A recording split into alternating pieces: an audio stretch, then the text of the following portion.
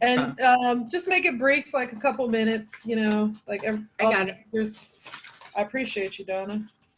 Appreciate you. I'm glad we finally got this Oh. vision come together. Okay, yeah, because the next one's got to be more on point. Because this was just crazy. But like when technology, like, I don't know, Zoom was acting crazy this morning. So hopefully all the kids will be able to get on because. I know. I noticed on that Eventbrite link, it was a little challenging, but you know, it is what Yeah, it it is. was. It wasn't letting me get on. Yeah. Yeah, the one from the Eventbrite, it won't let you on until 11. Yeah. Because you're an attendee, so. Right. That's why I'm glad you sent me this link, because I know you asked me to be on early. I was like, I'm in limbo land. Yeah. Cool. So, okay, let me tell everyone, I'm going to tell everyone in my class that they need to click on the, Cassie, real quick, can you let me have that access so I could copy and paste so it could be way quicker? Oh, please. Yes. Thank you. Hold on. Add people. Gabby. What's your Gmail, Gabby? Because it'll be better. Gabby? It's GAB RIELA A. Well, actually, will the VSEDC work, you think? Does it work when you get to Gmail? I don't think so. I only access the drives through my Gmail. Okay, GAB RIELA ALBA 73@gmail.com. And you see, you're being political here. You got CJ talking. Gabriela Alba 73@gmail.com. So there's two A's next to each other? Yeah, it's the end and then the beginning of my last. So AA. At gmail.com. Yes, 73@gmail.com. Share to a non-Google account. Yes, okay. Okay. I want to make sure, I see Joe is speaking and you're giving CJ a spot. I'm going to need to bring Gloria, who's coming in, our ED, to give a couple of seconds. She can take a couple of seconds of my time, but I'm being very politically correct also. I don't know who that is. Gloria is our executive director for the Girls Club. Oh, okay. I'm working through this right now, Donna. All right, go ahead. Let me just hold on a second. Okay, so Gabby's doing that.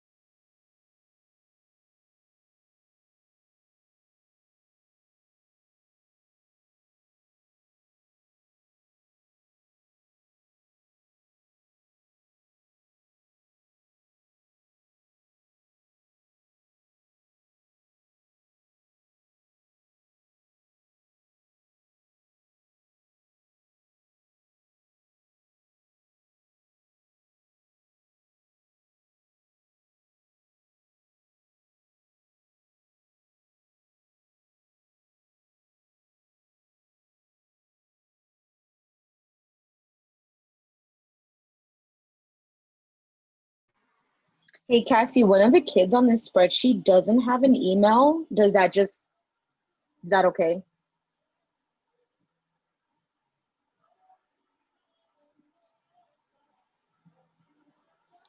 Cassie.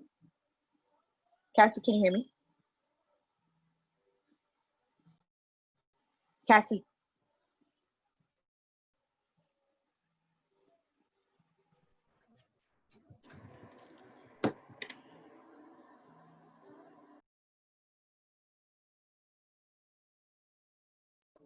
Cassie, can you hear me?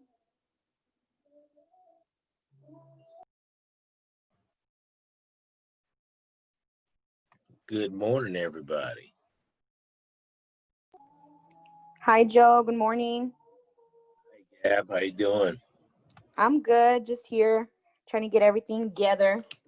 You guys got it all in order? What was that? Seems like you have everything in order. Yeah, we're inputting the kids to make sure they show up on the screen. Okay. Hi, Joe. My name is Donna. I'm from the Girls Club LA. How are you? We haven't Hey, met. Donna, how are you? I don't think we've met before, have we? No, I'm the director of programs, and Cassie and I put our heads together to make this happen. So we got that MOU between you and my ED, Gloria Yeah. Davis. So Well, very good. So glad to have you part of our team on this. This is wonderful. yeah, I'm going to actually bring in my director, who's the project director, Byron Davis. That's what I was trying to let Cassie know. Our ED won't be on this call, but I want him to be able to, because without him, none of this would have happened, because I had to push, he and I wrote the MOU, but Well, his name thank is you so Byron much. Davis, Dr. Byron Davis, but Dr. Byron Davis. yeah, Okay. he's PhD, but I just go by. Hello. There. How are you? I'm good. I'm Iman, Cassie's assistant. Cassie's got an assistant. Look out now. She's stepping up. Assistant there. Let me send him this link. So I'm glad you all can only see me and not smell me because I just got through my Kenny Hahn 5-mile hike this morning. Good for you. Did you do the loop 5 times? Well, we go around the loop. We come through the bowl and then we go over the hill on the backside. Oh yeah. We go to the top. And then you do. Yeah, and Autumn Peak Mhm. Lookout, and then we come back down around the other side. So this morning we did a little longer than normal. We did 5 miles. We normally do about 4, but we did a little extra this morning. That's pretty impressive. But it was hot out there. It was really hot. We got done about 8:30, about 8:35, and it was really getting warm. Yeah, it's already. I woke up at 6 and it was like regular. I was like, okay, so that means it's really going to be burning up. Right. Let's see, where is this link? Inbox.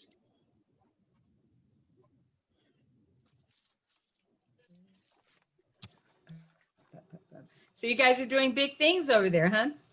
At Vermont Slauson? Well, when you got people like Cassie on your team, you can't help but do big things. She told me about the excitement around the Best Buy's studio. Yeah, the tech center is going to be something out of this world. I mean, even the initial renderings that we had that Cassie participated in developing, our colleagues with Best Buy and with Clubhouse Network said it's the best they've ever seen. And I think they've got, what do they have, Cassie, 28 or 29 of them throughout the country or throughout the world? Cassie, you're on mute. She's working on some technology. I'm gonna leave her alone. Yeah, but I had told her what we did with my program, Project Lead, we have probation money, and I run a program that's actually embedded into some high schools right now and other students. But what we did is we brought in some guys who were connected to the group 1500 or Nothing, which was a big deal. I'm familiar with him. I used to work at Dash Radio, so I know Mars and yeah, we have Mars. We have Mars come in and talk to the kids. But I was working with Paul. What's Paul's last name? My neighbor, You know, literally down the street. Paul? Yeah, I'm trying to get him to work with you guys because he does music education and he's linked to so many people that they could be the ones that could help support your music studio, because we were teaching the kids how to do sound editing, but the challenge was those Chromebooks were pretty limited. But still, I've been telling Cassie, I said, we need to have that conversation because they're already getting into some schools. Paul Porter, I just thought of his name. Yeah. Yeah, he's literally my neighbor. He stays like 4 houses down Oh, from me. how His funny. father- Tell him that you were talking to Donna. Your name is Iman? Iman, yeah. We're literally like 4 houses away from his dad and his parents' house. So. Okay, well, Paul, has been connected for a while, so he brought one of the 1,500 producers to work with us with our kids online when we went to Zoom. But they would be, I think, great because they're very committed to youth, and they're very, he's connected. Yeah, very. That's a draw. That's why I use them in my Zooms. But yeah, I think that. Hey, Byron, let me introduce you. Cassie's running around, but that's Joe Rouzan up at the top. He's the head of Vermont Slauson Economic Development. Byron Johns, he's my director, project director. I'm program director over at Girls Club LA. So I'm going to split a little bit of my time because if it wasn't for this man, we wouldn't exist. Cassie, you've been running around, but I brought Byron in to share my time just to talk for representing Girls Club. We're not going to take much time, but yeah. Must be good what you're eating, Cassie, huh? Man, I'm about to pass out. Luncheon. Hey. Okay. Good morning. Hi, Good Clarence. Hey. How's everybody doing? Good. All right. So am I on the right link or? Yeah, you are. Okay. How you guys doing? You got that COVID beard working pretty good there, Clarence. What's going on, Papa Joe? How you doing? I'm doing well, brother. How you feeling? This is my quarantine, man. I said, let me go on and get it going one time in my life. Looking good, looking good. Byron, Yes, sir. change your name. You got my name on your name because I sent you my link. Okay. Yeah. Oh, that works? Yeah, I gave him my link so he could share time with me representing Girls Club. Yeah. Oh, I didn't know that works. Byron, should I introduce you as Dr. Johns or Byron Johns? It's Byron Johns is fine. But if you introduce me as a doctor, it's Dr. Byron Johns. So. Yes, sir. Hey, Cam, how you doing, young man? Good. We got the young people on the line already?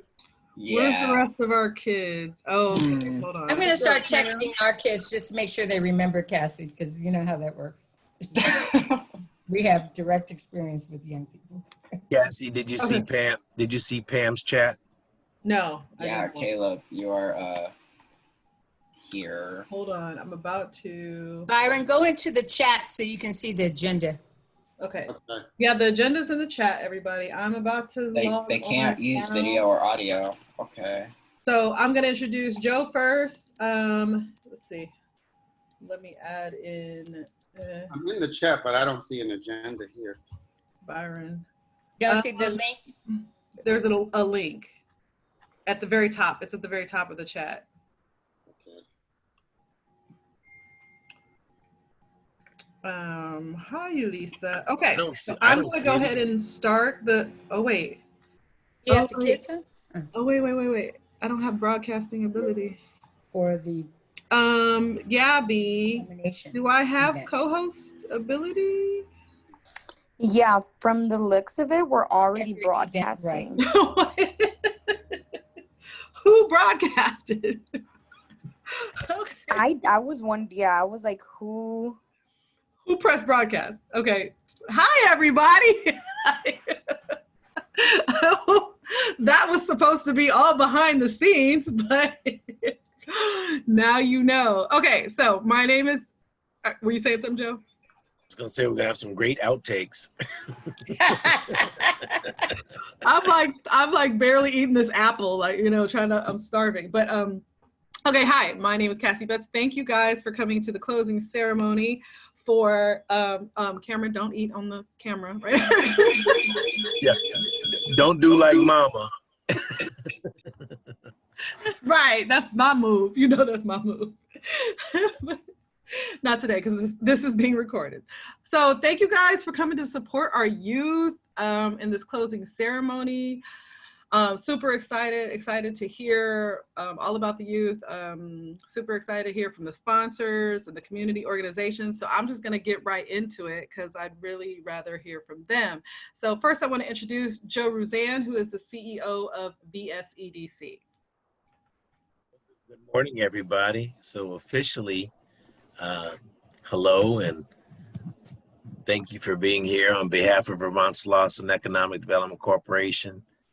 I do need to just tell you a little bit about the history that Cassie and I have developed over the last decade or so. This young, vibrant, brilliant woman came to me about 10 years ago and told me that I need to get my act together and I need to really start thinking about how we bring technology to our kids in South LA. My background was previously with the City of Los Angeles as the Director of Small Business Programs under the Economic and Workforce Development Department before coming to Vermont's Lawson in January 2016. And if anything that you remember about my few comments this morning is that our organization was really built on the back of Miss Marva Smith Battle Bay. I don't know if any of you ever had a chance to meet her. She unfortunately passed away in 2016, which basically is the reason why I'm here today. Technology is so important to us. Each and everything we do today, I mean, look how we're communicating right now. If it wasn't for this technology with COVID, we'd be on a phone call perhaps at best, but with Zoom and all these other programs that now allow you to communicate, at least to see smiling faces periodically. We give air hugs now instead of real hugs, but it's still nice to be able to see people and to be able to have some level of face-to-face engagement. We're building a multi-million-dollar technology center, and in large part led by Cassie, the Annenberg Foundation, Best Buy Foundation, the Weingart Foundation, and the Hilton Foundation. And this is going to be a state-of-the-art facility. We are so excited about it. We have had a little delay with COVID, but you know what? COVID will not stand in our way. This is going to be the most, I think, in my opinion, the greatest asset that South LA has seen in several years.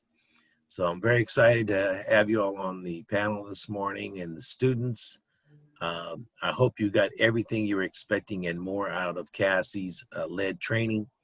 And with that being said, thanks again so much. I think this is just the start of many more of these type of activities to occur. And as long as I'm at Vermont's Lawson, Cassie will continue to have that type of support. So thank you. Thank you so much, Joe. Thank you for the kind words. So next up, we have CJ from Yo Watts. Yo Watts is one of our partners that has been providing a paid internship for our youth over 14 in this program. So take it away, CJ. All right, well, good morning, everybody. As she said, I'm CJ Scott. I work with the City of Los Angeles at our Yo Watts Youth Source Center, where we provide year-round internship opportunities, educational support, as well as mentoring and assisting young people with transitioning from childhood to young adulthood. I just wanted to say congratulations to everyone that's been a part of this cohort and this opportunity over the summer. You guys are ahead of the curve. Far past me. I'm still trying to learn how to work this Zoom and Google Meet. So I know you guys have a great head start in life compared to a lot of the competition that may not have the ability to be a part of such a technology-based educational program. And I'm just very glad to have been a part of it this summer. I look forward to continue working with you young people throughout your young adulthood. Our services go up to the age of 24. So throughout the year, you're looking for employment, need someone to talk to, or just any type of guidance about career choices and things of that nature, I'm always here for you. You guys have my contact information, and again, congratulations. Sorry, I'm like I'm doing a lot right now. So thank you so much, CJ. I'm inviting the youth in the room. So if I haven't invited you, just hold on, I'm getting to it, but do let me know if I don't get you into the panelist room, youth instructors. Okay, so next up we have Girls Club LA. I'd like to ask Byron. I can't see you. Where'd you go? Oh, there you are. Hi, Byron Johns. If you'd speak for us. Okay, great. Thanks, Cassie. Thank you all for inviting us to this closing. I'm really proud of our program. Hold on. Aaron, we can't hear you. You're going in and out. Yeah, he broke up a sec. It's frozen. Can you hear me now? Yes. Yes. Okay, I just wanted to say thank you for inviting me and allowing me to have this opportunity to talk to you guys. I'm really proud that we've been able to, it's been our vision in Project Lead. The curriculum is based on safeness, wellness, readiness, and the readiness part is about skill building so that youth can be exposed and also build some skills. So this is a big accomplishment that Donna has been able to, and she's worked tirelessly and probably been a pest, but sometimes that's what it takes, is to be a pest to get people motivated and moving and filling out all their forms. But next year we also will, with Project Lead, we'll be doing an entrepreneurial program because we think that that's what it's going to take is jobs. There's a guy named Brad Carson. He's a probation officer, and he says jobs create peace. So we're focusing on young people getting job opportunities, making money, because we think that that's what will make the difference in all of our curriculum. But thanks to Cassie and to Joe at the Vermont Slauson, and also to the YWCA for the Google program and the real estate, not the customer service program. So I'll turn it over to Donna. Hey everyone, a lot of you know me directly or indirectly. I'm Donna Tisner from Girls Club LA, Program Director of Project Lead.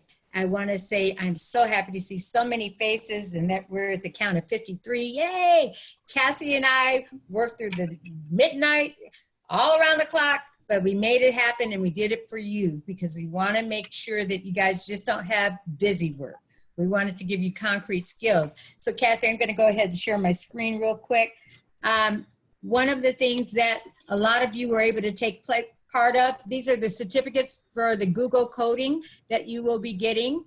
They each have individual names on them for people. Here we have Jonathan Hernandez, Ramirez, people from both Vermont Slauson as well as Girls Club LA. I'll stop sharing. So thank you for participating in the Google coding workshop, along with the American Hospitality Association's programs in soft skills. So you'll be able to have concrete hard skills and soft skills. We welcome you and we'll be continuing on. So this is just the beginning of the relationship. Thank you.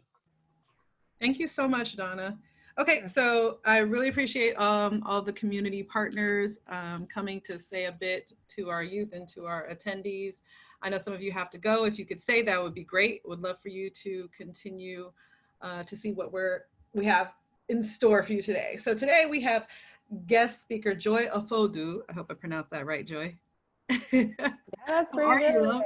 Ofodu, if you're Igbo, Ofodu, but Ofodu is just fine by me. That's what got me through elementary. I've heard Ofufo, Ofudo, Odufu, so anything close. Awesome. So let me tell you about this woman right here and how we actually met. So I own a tech company called District 2. It's a fashion tech company, and we had this this event called Tomorrow Wear. And she came to the event, and then a few days later sent me this like incredibly edited full video of my whole event. I was just like, did we pay this person? You know, like, it was so amazing. And I was like, well, that's how you get in, you know? So we've always stayed in touch. She's moved on to do great things. Unfortunately, we can't name the tech companies specifically because we would have had to have had our contract signed, which we didn't have time to do that, but next time. But she's gone on to do brand management at some of the biggest, baddest tech companies out there. I'm super proud of you, Joy. And we would love for you to, speak to us about that. Yes, so happy to be here. Again, I'm sure y'all will guess it eventually. It's one of your favorite apps with the notifications and the likes and the pretty people and whatnot. I'm Just sure you'll Google pick her it up. name, you'll see. Happy to be here. Awesome. So I'm gonna have, I'm gonna ask you some questions, and then we're gonna have some of the kids ask some questions. But first, I would like you to tell us about your career journey. Sure.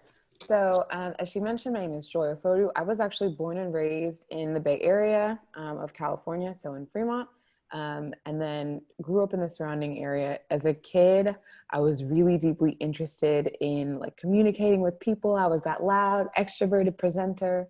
I loved the performing arts. I loved to ask people questions about their life and experiences. So that's where my sort of research antics began. And some of the things that I delighted in when I was a student were things like literature, language, English. I loved studying Spanish culture, psychology. So we're getting a trend for what I was kind of into. And then meanwhile, I know a lot of you are working in and your family members are potentially trying to get you invested in technology.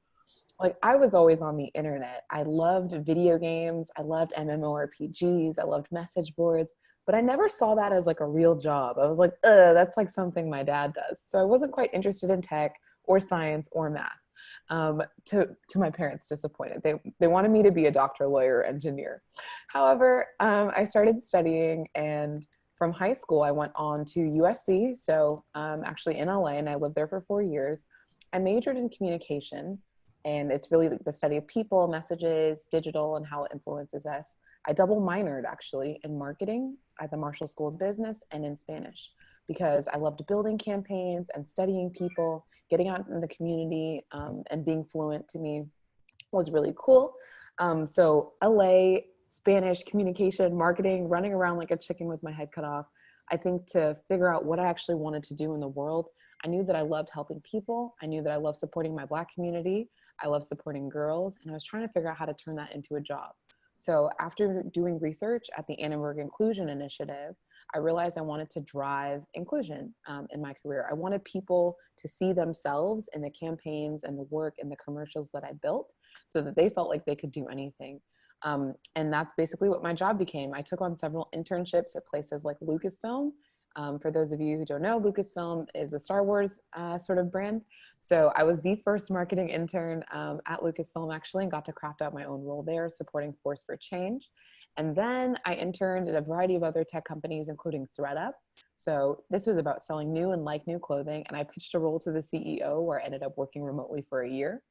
Between my time in San Francisco at tech companies, I would run back to LA, like Cassie said, and meet her in those capacities. I love taking my camera around. I supported the Los Angeles Times Festival of Books, NAACP Image Awards, and other popular award shows and TV screenings and red carpets, because I love being around Black Hollywood and, again, creating these images that enable people to see themselves. And then finally, I got my more recent internships at a major social media app company and settled there. So for the past 2 years, I have been working in the tech industry, building campaigns. I work with agencies, directors, producers, casting, as well as people in like partnerships capacities, and sometimes directly with engineers, product folks, and other people more technical or like STEM-oriented roles to bring products to life in global campaigns. So that's what I do now. Of course, I've been trapped in the house, bored in the house, and in the house bored, just like the rest of y'all. But I do my best to reach out to Black people and try to recruit them into my tech company, as well as like supporting other people in their visions to just like enhance their career. So I'm an online course instructor, I'm a portrait photographer, I'm a global brand manager, but above all, I think that my superpower is in helping people, I guess, realize theirs. So that's kind of my career journey, how I ended up where I am today. I'm about to become a graduate student. I was admitted to Santa Clara University's Levy School of Business. So I will be studying marketing, and thank you. I'll be studying marketing and marketing ethics in a formal capacity, as well as internet and e-commerce. So I'm really passionate about how can we use the internet to sell things, to better people's lives, and to just be good people, hence the ethics portion. And that's my journey so far. Wow, that is impressive. One Thank thing you. that she mentioned, you know, that I really want you guys, the youth here on the call and the youth listening to realize is that she made her own space. You know, this is very much so, you know, what I did. And when you can't find a job, you make a job, you know, and this is what we're good at. We as Black and brown people in the community, people who have I knew this comedian, what do you say, people who lack money gain skills, you know. Like when you come from poverty, you have all these skills. That's your leg up, you know. That's what you have. Like when you come from nothing, or when you come from hard times and homelessness, you know, I was a homeless teen, you know. When you come from things like that, it gives you an advantage. I hope you guys understand that and realize that your faults, or that your hard times are actually an advantage. And that so what Joy was talking about, when she would just go in and be like, hey, I'm here, like how she just made the video. Like if I couldn't afford to hire her. If I could have at the time, I would have hired her on the spot, you know. And that was my first internship. I made someone hire me. Like I just went and I just started cleaning up. I was a fashion designer. I started cleaning up their showroom. And soon, you know, he wasn't going to send me home. I was like, okay, you're gonna clean up, go ahead. So sometimes you take the job that you want. So next question, Joy, tell us, oh, did you already answer this? Because I'm like reading from did you No tell us worries. about your internship experience? No, so I can get into those in a bit of detail. And I love, love, love what you said about like pitching freelance projects. It's a whole job to be a freelancer. See Jamila said in the chat, absolutely make a business. Like being a freelancer is a thing. It's very real, and don't shy away from it just because it's undefined. So there were various projects in LA, including Image Awards, including some consulting I did for film studios, as well as just like various tech things where I would pitch myself. I'd follow around a blogger. I would just offer my services. I can video edit for you. I can build a website for you. I can consult. It didn't cost me anything to do, and it didn't cost them, you know, anything to sort of have me involved. So there were a couple more informal projects. But as far as my internship experiences, USC as a school did a lot of great preparation in helping us to build a very strong resume and cover letter, and then, which I think are essential. So happy to talk to those later offline. But then I think personally, I'm someone who wanted to build a digital portfolio of my work. So the video that I shot at Cassie's event, the photography that I would do, the volunteering experiences that I would have, I made sure to create a digital portfolio of those and use that to pitch myself out. So I go to LA Times, I go to NAACP, I go to these various organizations and say, hey, I'm a student, which is one of the best things to be. So I'm jealous of everybody in this chat. I'll be a student again, don't worry, I'll be a grad student, so I have a little son. But I said, hey, I'm a student, I'm here to help, I'm here to learn. And that's how I got my first internship. So I applied to 50, I'm talking 50 internships when I was a freshman in college, and I heard back from 2 companies to interview. One was Autodesk, which you can look more into, and the other was ThreadUp. And ThreadUp, to me, the mission really aligned. I loved thinking about how we can better our world by not buying fast fashion, but just recycling clothing that's already out there, and reusing and thrifting. So I think, again, looking for companies to intern for where you actually have like a passion and your missions are the same is very important. As an intern there, it was cool to have experiences of supporting the CMO and the CEO in some cases very directly on a daily basis. That's the benefit of startups. I know a couple of you might be familiar with some startups in your area, and I love getting involved with those because you have a lot of like hands-on work that you can do and visibility at very high levels. That's what we call a flat organization. You don't need to report to someone who will send it to someone who will send it to someone who will send it to someone. You and the chief are working directly together. So that was my experience at ThreadUp. I used my camera to sort of like create commercials for the company that were on their YouTube. I also helped look up mommy bloggers. So part of my day was just like scrolling through social media and looking for people that would be good partners for the brand.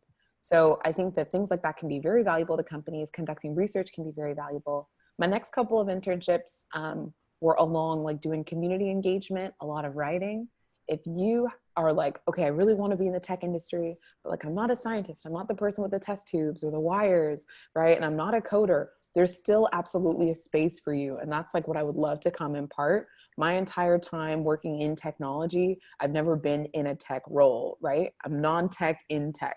And so there is a space for us. If you're a writer, if you're a videographer, if you're a creative, we have a lot of value to offer these companies. So for these internships, I was the person who would write, I was the person who would storytell, and help publish. I would work on events, and like bringing events together for tech companies is really important. One of my favorite projects, for example, was helping to organize like a sort of charity event at Great Ormond Street Hospital, where the actors from the upcoming film Rogue One went in to visit the students and kids who were there in costume. So I really like organizing things like that, using digital tools like Adobe to create value, and it's been a ton of fun so far. I think the most valuable internship experiences, just to wrap on this one, are where you're getting to do actual work. So yes, the first couple of internships, you might need to fold 500 t-shirts. I've been there before. You might need to stand at a door for hours and greet people and check off names, and that's all good and fine. Take it all in, do the grunt work, don't be afraid of it. But I think after you develop your skill set, like, you should be asking to work on real problems for the company, you know, and propose real solutions, and things that will have a lot of visibility. So focus on that in later internships. And that's how it's been beneficial to me, absolutely crucial to getting my full-time job. That is so cool. Yeah. And again, another valuable thing you said is, you know, don't be too good. Don't be like, oh, do you know who I am? I'm a coder. I can do this. I can do that. If you got to sweep the floor at Google, you know, if that's your first job, sweeping the floor to get in, you know, you go sweep the floor. If you got to bring coffee to the developers, you bring coffee to the developers, because being in that space, like literally just being in that space, will get you to the next step. Eventually they're gonna be like, okay, coffee girl or coffee boy, like, you know, like what is it that you want? Like, what can you do? And you're like, I built this app, I built this. And they'll be like, oh my God, that's really good, you know? So you have to get in the faces of the people that, you know, you want to work with. So what's my next question? Hey, Cassie? Yes. I've got to jump off at 11:25, but for 11:30. I see it's 11:25, but I just wanted to say this, enjoy. Those were some wonderful remarks. I think that even adults my age can take some of that you've shared. It's very inspiring, and I hope that the young people on this call, because it's about all the people on this call are young people to me. But the other thing I would share, and particularly to the students, is be a sponge. Remember that term, be a sponge. Listen a lot, even when you're in these spaces. Listen to the topics that are being discussed. And there's an old saying my grandmother used to say, God gave you 2 ears and one mouth for a reason. I want you to listen twice as much as you talk. You can gain so much knowledge by just listening. Nothing wrong with asking questions, but use the art of listening, extremely important. With that being said, I just want to tune off. Thank everybody for being a part of this. Congratulations, young people. This is just the start. We got a lot more to do. I'm trying to find some more money for Cassie to keep pushing this further and further. And we're going to do it, right, Cassie? Absolutely. I'm so grateful, Joe. Really, I am. You're most welcome. Everybody have a wonderful day. Stay cool, stay hydrated, and we'll talk soon. All right. Thanks, Joe. Okay, back to, let me see. Hold on. Let me figure out how to do this. Back to Joy. I'm going to pin you, Joy. Also, I'm going to do what you put in the chat. Everyone, please turn on your cameras. This is a big event, and we want to see faces. And we're going to do, you know, this is the last go round. So please join us by showing your face. Thank you. Thank you, Donna. I appreciate that. I was texting. I was texting them. Okay, Kennedy, are you here? Yes. Oh, you have, if you're in the room with someone else, you have to leave the room with someone else. Kennedy wanted to ask. Is this better? Yes. Kennedy wanted to ask you a question, Joy. Let me unpin so we can see your face. What's the best preparation for tech interviews? Say it again. What's the best preparation for tech interviews? That's a great question. I recently published on my socials too some things that people should think about when they go to interviews. I think the very standard thing to kind of do is to sort of like research, right? So you need to know more about the company before you sit down. It shouldn't just be, oh, I like the job description that I saw on the website and I'm going to go in and interview. You want to know everything about them. Who are their leaders? What are some of the changes? If you're interviewing at like an app company, what are some of the changes that they've made to the app, right, in the past year? How do people use this product or this service that the company offers? So doing that research, and I like setting up Google alerts to help me do that, because sometimes we're busy and research is hard, but that's been great preparation for me. Another thing is like looking at your own social media. So it's a tech company, of course, they're going to use technology to research you. A good practice for this, and a lot of you are young, so hopefully your digital footprint isn't too crazy, but Googling your first and last name as a practice, it's something that companies will do before they interview you because they want to know who you are.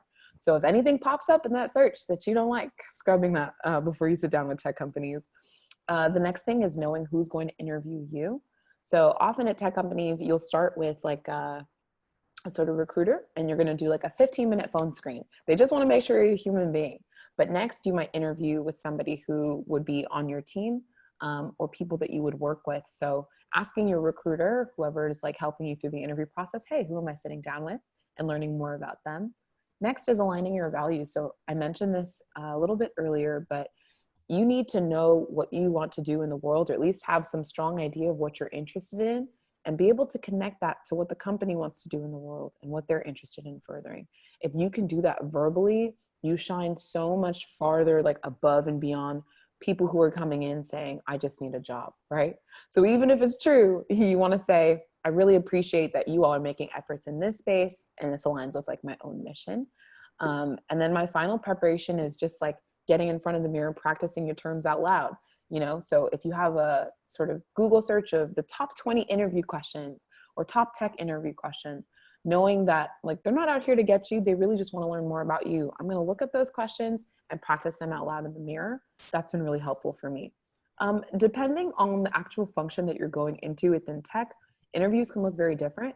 So as a brand marketing manager, the types of questions they might ask me are like, you know, what are some of your favorite campaigns you've seen for a tech product, right? And I'm thinking in this space. Or how would you go about branding this certain app, right? However, if you're a software engineer or a coder, they might actually ask you to do so, a little bit more so than my own like mental map. So be ready to practice, be ready to submit samples that are asking for, and you can prep for this by looking at the skills, minimum and preferred qualifications. If they say they want someone who knows this coding language, go ahead and practice that language outside. But that's my recommendation for prep. I hope that makes sense. Yeah, totally. Thank you. Yes, thank you. Let's see, the next question. So in tech, in just in life in general, in everything you do, networking is super important. Who you know really does matter. So how do you grow your network in tech? First, through jobs and internships. I think that is definitely a major way. When you step into a company, you shouldn't just be like, okay, I'm only going to worry about my immediate team. Of course, like your manager on the internship should be like your best friend, but really reaching out across the aisle. I want to talk to people in product, in partnerships, in the HR team, on the legal team, on the finance team, because all these people are vital to making the company. And we kind of all just jump around from company to company. So that is, I think, an exciting thing to do. There are also like programs that you're in right now. This is amazing. Like, have you looked around you? These are your future peers. These are your future collaborators. So sending pings and messages and connecting on social media with people who are also in Hidden Genius Project, also in Girls Club, and just staying close to them throughout the years, I think is really important. There are like hackathons you can join, grants that you can apply for that also create community, which I think is super cool. And then finally, events. Like, I love going to events and conferences in technology, whether they're for young people or even like the big leagues, right? And just kind of like shaking hands. So I think those are great ways to grow your network. As you start to mature like past sort of like high school and you get into more college level networking, there are certainly like LinkedIn groups that you can join. One that I love is Sister Circle, Black Women in Tech. So there are women just across the United States who are in various tech roles. And it's really cool to like be in this industry and sit with people who are collaborating. I see Cassie laughing. Because I got my Black Women in Tech shirt on, you know. Yes. So look for people. A founding member. Come on, look for people who are like you know what I'm saying? Share common interests. And then finally, like in academia, your teachers your professors, your program directors, like these are very valuable connections for you. These are the people who are going to help write your reference letters, who will teach you things, who will introduce you to other people. So I would say certainly like in college, yes, I was a student researcher, but being close to the director of the lab meant that everywhere that she went in Hollywood, she'd be like, and I have a shining student, Joy Ofodu, that you just must know about. And she'd be sitting down with like heads of film studios telling them about me for no reason. You know what I'm saying? So sometimes it's not always just pure what we call horizontal networking, but vertical networking is cool too. The final thing that you can do if you're like, you know what, I'm not in any programs or I'm not in school right now, is using programs like LinkedIn, searching up the job description of someone who you're like, I might want to be in that role someday, and sending them like just a little chat. My name is so-and-so, I'm a student, or I'm a graduate of the VSEDC program. I would love to, 15 minutes, right, to ask you about what you do on a day-to-day basis and learn more about your career. I promise you they'll cave because you're a student. Everybody loves students. So take advantage of that while you can. Absolutely. Take advantage while you're cute and cuddly, because once you hit like 32, you are no longer cute and cuddly. Okay. But literally in your 20s, you're still kind of cute and cuddly. Like you're still like, oh, it's a student, you know? So yeah, and one of the tricks that I tell a lot of students is to look at whatever career you want to do, go online and look at job applications for it as well, and see the skills that they have, learn those skills, yeah, I love what you said about connecting with people on LinkedIn. Nancy, let me just jump in and add one more thing. When you guys look at job applications, like you can go on Indeed and put student internships and you'll find things. More importantly, just because you don't have every qualification doesn't mean you still shouldn't go for it, because that's their wish list. That's not necessarily that they're going to get that in everybody. And so many times we think we're not qualified, we don't go for it, and especially women. Don't do that. Go for it. That's all. Thank you, Donna. Yeah, that's true, because sometimes, like when Joy sent me that video, honestly, she didn't need to have any of the qualification. I would have hired her on the spot if I was hiring for literally anything. We get caught up in the resources. Like, I don't know if I have the best computer. I don't know if I have the best camera. I don't know if I have access to that event, when it's really just about the product. If you show it to them, right, if you build it, they will come. So I definitely agree. It's way more about output than how you got there. Absolutely. And another thing is we get caught up in our self-doubt. One thing we really try to install in all of you guys is your worth. What I love about Lisa Puerto, who's here on the call, she teaches the real estate investment and financial literacy class, is it's like a mental health resiliency class also, because it's all about affirmations and like, I'm great, I'm going to do this, I'm going to buy houses, and a lot of times what I see, I've been doing this since 2014, and these youth are so trained, they don't even understand how trained they are. And I hear my youth are like going for a job at Pizza Hut. No shade to Pizza Hut, great, but they could be going for branding, marketing, entry-level programming.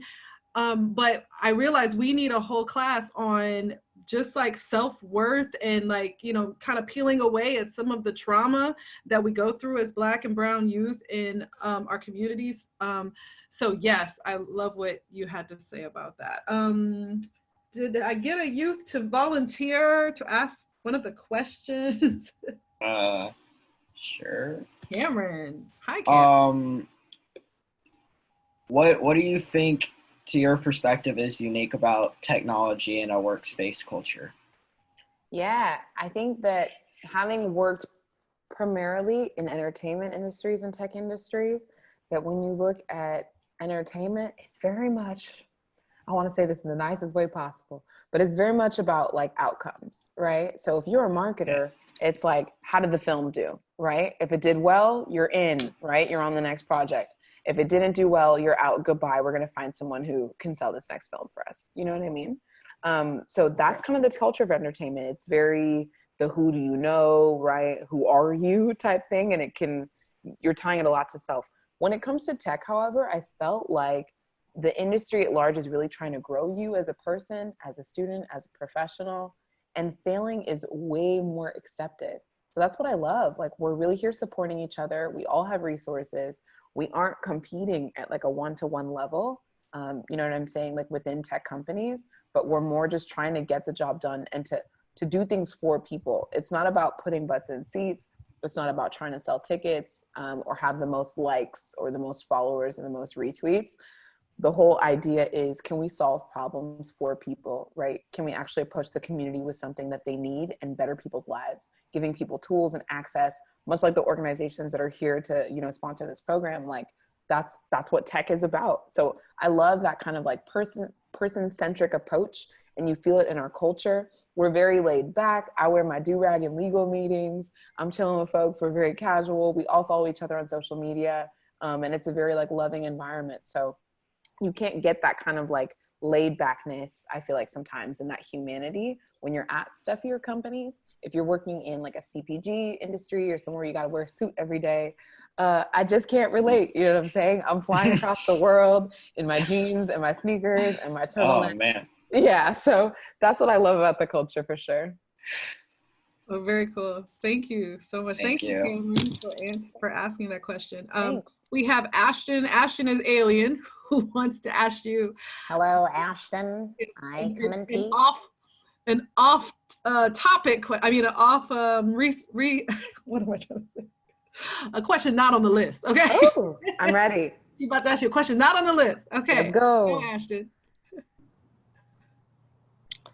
So, I didn't really actually have a question. I just asked if we could make our own questions. Oh, boy. Okay. If So Ashton doesn't have a question.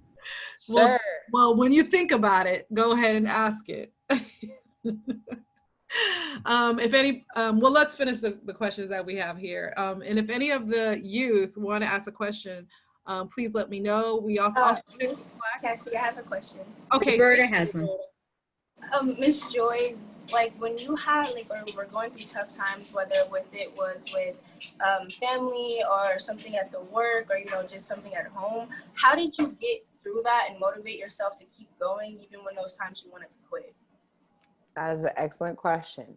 Whew. I'm like, I just got chills, because I feel like that's us always. Like, there's a sort of what you call industry standard or cultural expectation of professionalism, right? So it's when I step into work, when I step through the doors of the program, when I I'm going to put on this face and suddenly everything is okay. You know what I mean? And that causes, I'm like, nerdy psychology point. I told y'all I studied this. That's what causes like cognitive dissonance, right? When your actions and your thoughts and your beliefs are separate. So inside I'm feeling, oh my gosh, like so much is going on at home. I can't be here. I'm distracted. I'm thinking about my friends. I'm thinking about me. And then outside you're trying to put on this thing for the company. Like, that it will actually hurt you. You know what I'm saying? It's a hurtful and tough thing to go through. So one of the things that I've tried to do, and the direction that I feel like the tech industry is trying to take, is let's honor that people are actually very complex human beings who feel a variety of things, that we don't need to code switch when we step into every room or meeting, you know what I'm saying? And speak and appear in this way, that it's okay to say, hey, I'm having a tough time. Can I get a little extra time right on this project? Or now it's just not really conducive. Can I have my camera off during this meeting? You know, and kind of creating that human understanding. I think the actual tactical things of what you can do are ask for that help and that time and that space when you need it, you know? So people aren't behind the scenes of like your webcam, right? They can't anticipate what's going on. They don't know the noise in your house. They don't know the problems in your family. They don't know what you're struggling with. You don't have to tell everyone everything, but you can give a general, hey, I would really appreciate like a week, you know, going through a lot of personal things. What programs and resources are available to support me as an employee as I go through blank, right? And kind of keep it general. To give you a very personal example for me, in March of 2019, when I was preparing to go on a photo shoot in New York. I was in LA visiting my friends from the USC area, and a friend of mine was shot and killed about 5 miles from campus. And this is someone we'd sat down to dinner with maybe like 2 nights before. And I'd never lost anybody that close or constant in that way. But then I need to turn on and put on a face and go be at a photo shoot, right? In the next couple of days. I made sure to tell my manager and my team like immediately that Monday that, hey, this is happening in my life. Like, here's a new story. I don't know what I need yet. Sometimes it's okay to say, I don't know exactly what I need, but I'm not going to appear the same way, right? I'm going through something life-changing and I'm going to do my best on this project, but I'm just going to need a little bit of help, you know, as I try to navigate it. So pairing that ask with also pairing looking for professional resources where you can. Is there therapy? Are there groups of people that you can go and sit with and visit with? And I'm going to do that inside and outside of work, because at the end of the day, to me, the people that we're around, our family, our mental being, our health, our wellness is here. Work and internships and the accomplishments and the follows and the likes is really here. Hopefully you can use your work to do the things that like make you happy and to support the people around you, but the priority should be you always. So the way that I get through those challenging times is by prioritizing myself, is by remembering that jobs are just jobs. They will come and they will go, and teams are just teams. They're there to support you, and that you can be human at work. And to me, saying, I need to take a leave. I'm really struggling with grief today. I miss my friends, right? Whatever the case may be at work, doing that so I'm not being two different people in two different places, but just one person in the same place has really helped. I'm going to jump in because I'm a mental health therapist. And I want to say, I've told a lot of youth, self-care is important. Joy just mentioned the most critical piece, asking for help. And it means asking for help from whomever you trust, okay? And your friends can't always be there with the answers. So Black and brown people have stigmas around mental health and seeking help, but it's critical. And there's free help these days. Taraji P. Henson, the person that played Cookie in, what was the name of the show? I can't remember. Empire. You guys know. Empire. She runs a foundation where she offers free mental health with a Black therapist or a brown therapist, well, Black therapist primarily, but I'm sure they help everybody, okay? And she's offering that during COVID because a lot of us are going through a lot of things. So I'm not gonna take much of time, but definitely seek help, and self-care is number one. Okay, yeah, Roberta, that was a fantastic question. A little bit, I'll just add on to it. I always say to the kids that I work with that your perception becomes your reality.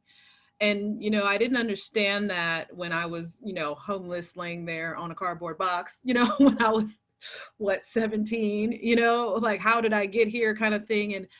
And, you know, sometimes things just happen, you know, and we can do all the right things and the things still happen.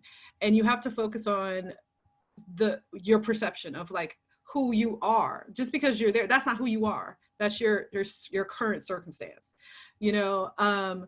So just, you have to say what you want. You speak what you want. You don't say what you don't want. You speak what you want. And that's something Miss Lisa talks about often in her classrooms. So up next, does anyone have youth have additional questions that we didn't ask or want to ask one of the slot questions?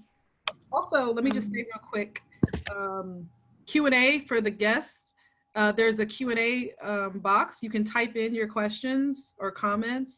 And then we can call on you if you want to at some point in the ceremony speak and let yourself be seen. You just let us know, and we can give you access and turn on your camera and your microphone. But Ashton, you have a question now, love.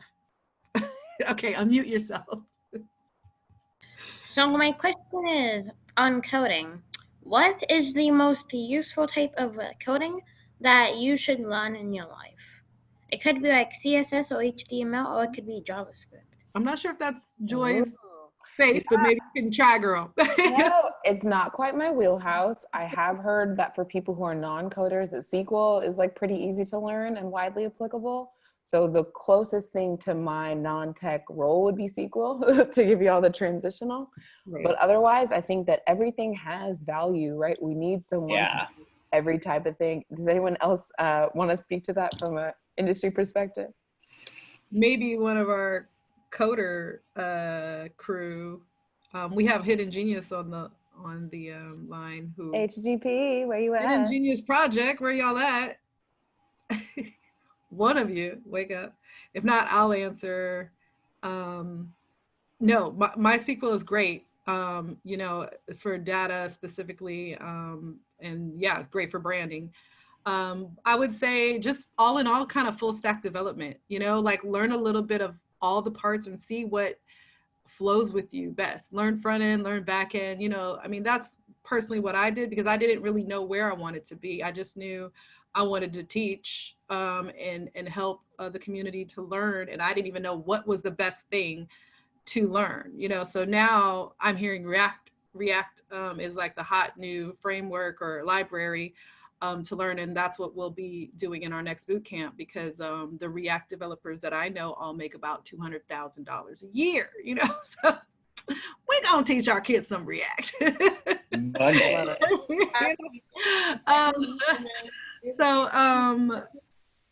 Was Hidden Genius on, or I guess no, that's Quinn. I don't know if you guys can hear me. Or my computer is acting up today. But I would second what you said, which is React. But I think it's based on what you kind of want to know as well. Like there's languages that you will find that are very personal to you, or something that you're more interested in, and then you will specifically apply for jobs, you know, that ask for that language. Or if you're looking up jobs, like even if you guys were to start now looking up the technical requirements for a front-end job, it will tell you exactly what languages they're looking for. And if it's something that you already know, excellent. If it's something that you've been interested in, even better. But it's gonna be up to you. Learning languages is kind of a personal, like learning Spanish or French. It's something that you choose, and then you find something that kind of fits inside of there and works for you. So there's trends, and there's many changes, there's frameworks. So I'm gonna say like picking like a second language to learn. It kind of works the same way with coding. You pick something that you enjoy, and maybe something that's a little bit easier than others, and then you continue to challenge yourself and add on to your knowledge. That was it. Thank you, Quinn. Joy, I'm gonna actually ask an off-script topic that resonates, I think, heavily with me and everyone on this in this panel. How do you deal with being the minority in tech, like the minority as far as a woman, as far as a Black woman? What are some of the challenges that you face, and how do you overcome them? It's a great question. Ooh, let's see. Do you ever really overcome it? Just kidding. Okay, let's get real. Okay, I think to start, like, it's kind of what I talked about, like the whole putting on a face thing, right? We're expected to do a lot of code switching sometimes during interviews or in professional settings to get by. And it isn't as normalized yet, right? When there are very few of you, to be very, you know, open and transparent about your culture and your background. But like, that's exhausting. Like, I can't do that. So I resolved very personally, you know, to be open about my story. I'm a first generation Nigerian, you know, kid. And I am a woman, and I'm a Black woman, and that comes with, so I walk with everything on me. You know what I'm saying? I wear it. I don't have a choice, right? I can't act in a certain way. I can't speak in a certain way that's going to dismiss those things for me. So I really embrace them. I know that there isn't just one type of techie. There isn't one type of woman to be. There isn't one type of Black person to be. So I accept the multiplicity, right, of me. I accept my geekiness, my nerdiness, my Blackness, my Nigerianness. And I'm just kind of very real when I show up to work. And I think that that's helped me a lot. I don't want to work at any company that like wouldn't accept me for me. I think one of the challenges that comes up, right, can be around pride, because thinking about, okay, Black people in technology make up 2%, 4%, 7%, right, of an employee workforce. There are often times and opportunities where people will call on you to show up, whether it's to be on a panel, whether it's to be the representative, be the speaker, give an interview. And you know it's because they just want to look good. Right. And so, yep. So that's where you stand at a crossroads and you say, like, do I want to be that one Black person in the room and speak up on behalf and represent when there aren't people that look like me, when the company isn't quite there yet, when and you just have a choice to make. For me, it's just helped to like, okay, I'm going to go ahead and take that opportunity. I'm going to thank them for being transparent, right, about diversity, about numbers of their panel, of their whatever. I'm going to seize that opportunity, right, because it's for me. And then I'll show people, like, there's no reason why I shouldn't be here. And I'm going to drag everybody in through the door with me. right? So that's kind of been how I stay sane in tech. We make our little communities. We have our little Black girl groups. So when what's happening at like the larger and upper levels isn't resonating, we can sit down and be in the room, and like it helps. We need that. So I stay sane by surrounding myself with people that look like me, by pulling us in through the door, by recognizing that there's absolutely nothing that I can't do if I put my mind to it, right? And if I play into my strengths, and if I stay healthy, everything is for me, right? I can't do everything at once, but everything is for me. There's no job that's off limits. There's no industry that's off limits. There's no company that's off limits. So I try to just craft my own journey as a Black woman, and just accept my failings, accept my magic and my glitter. And I've found a lot of ways to do that through my work. Again, if you do internet stalk me or my highlights or programs, you'll see what I was able to do to empower and uplift the Black community through my work. So I absolutely love doing that. And I know some people can be nervous about jumping into tech when not a lot of people look like you, but I wouldn't be scared.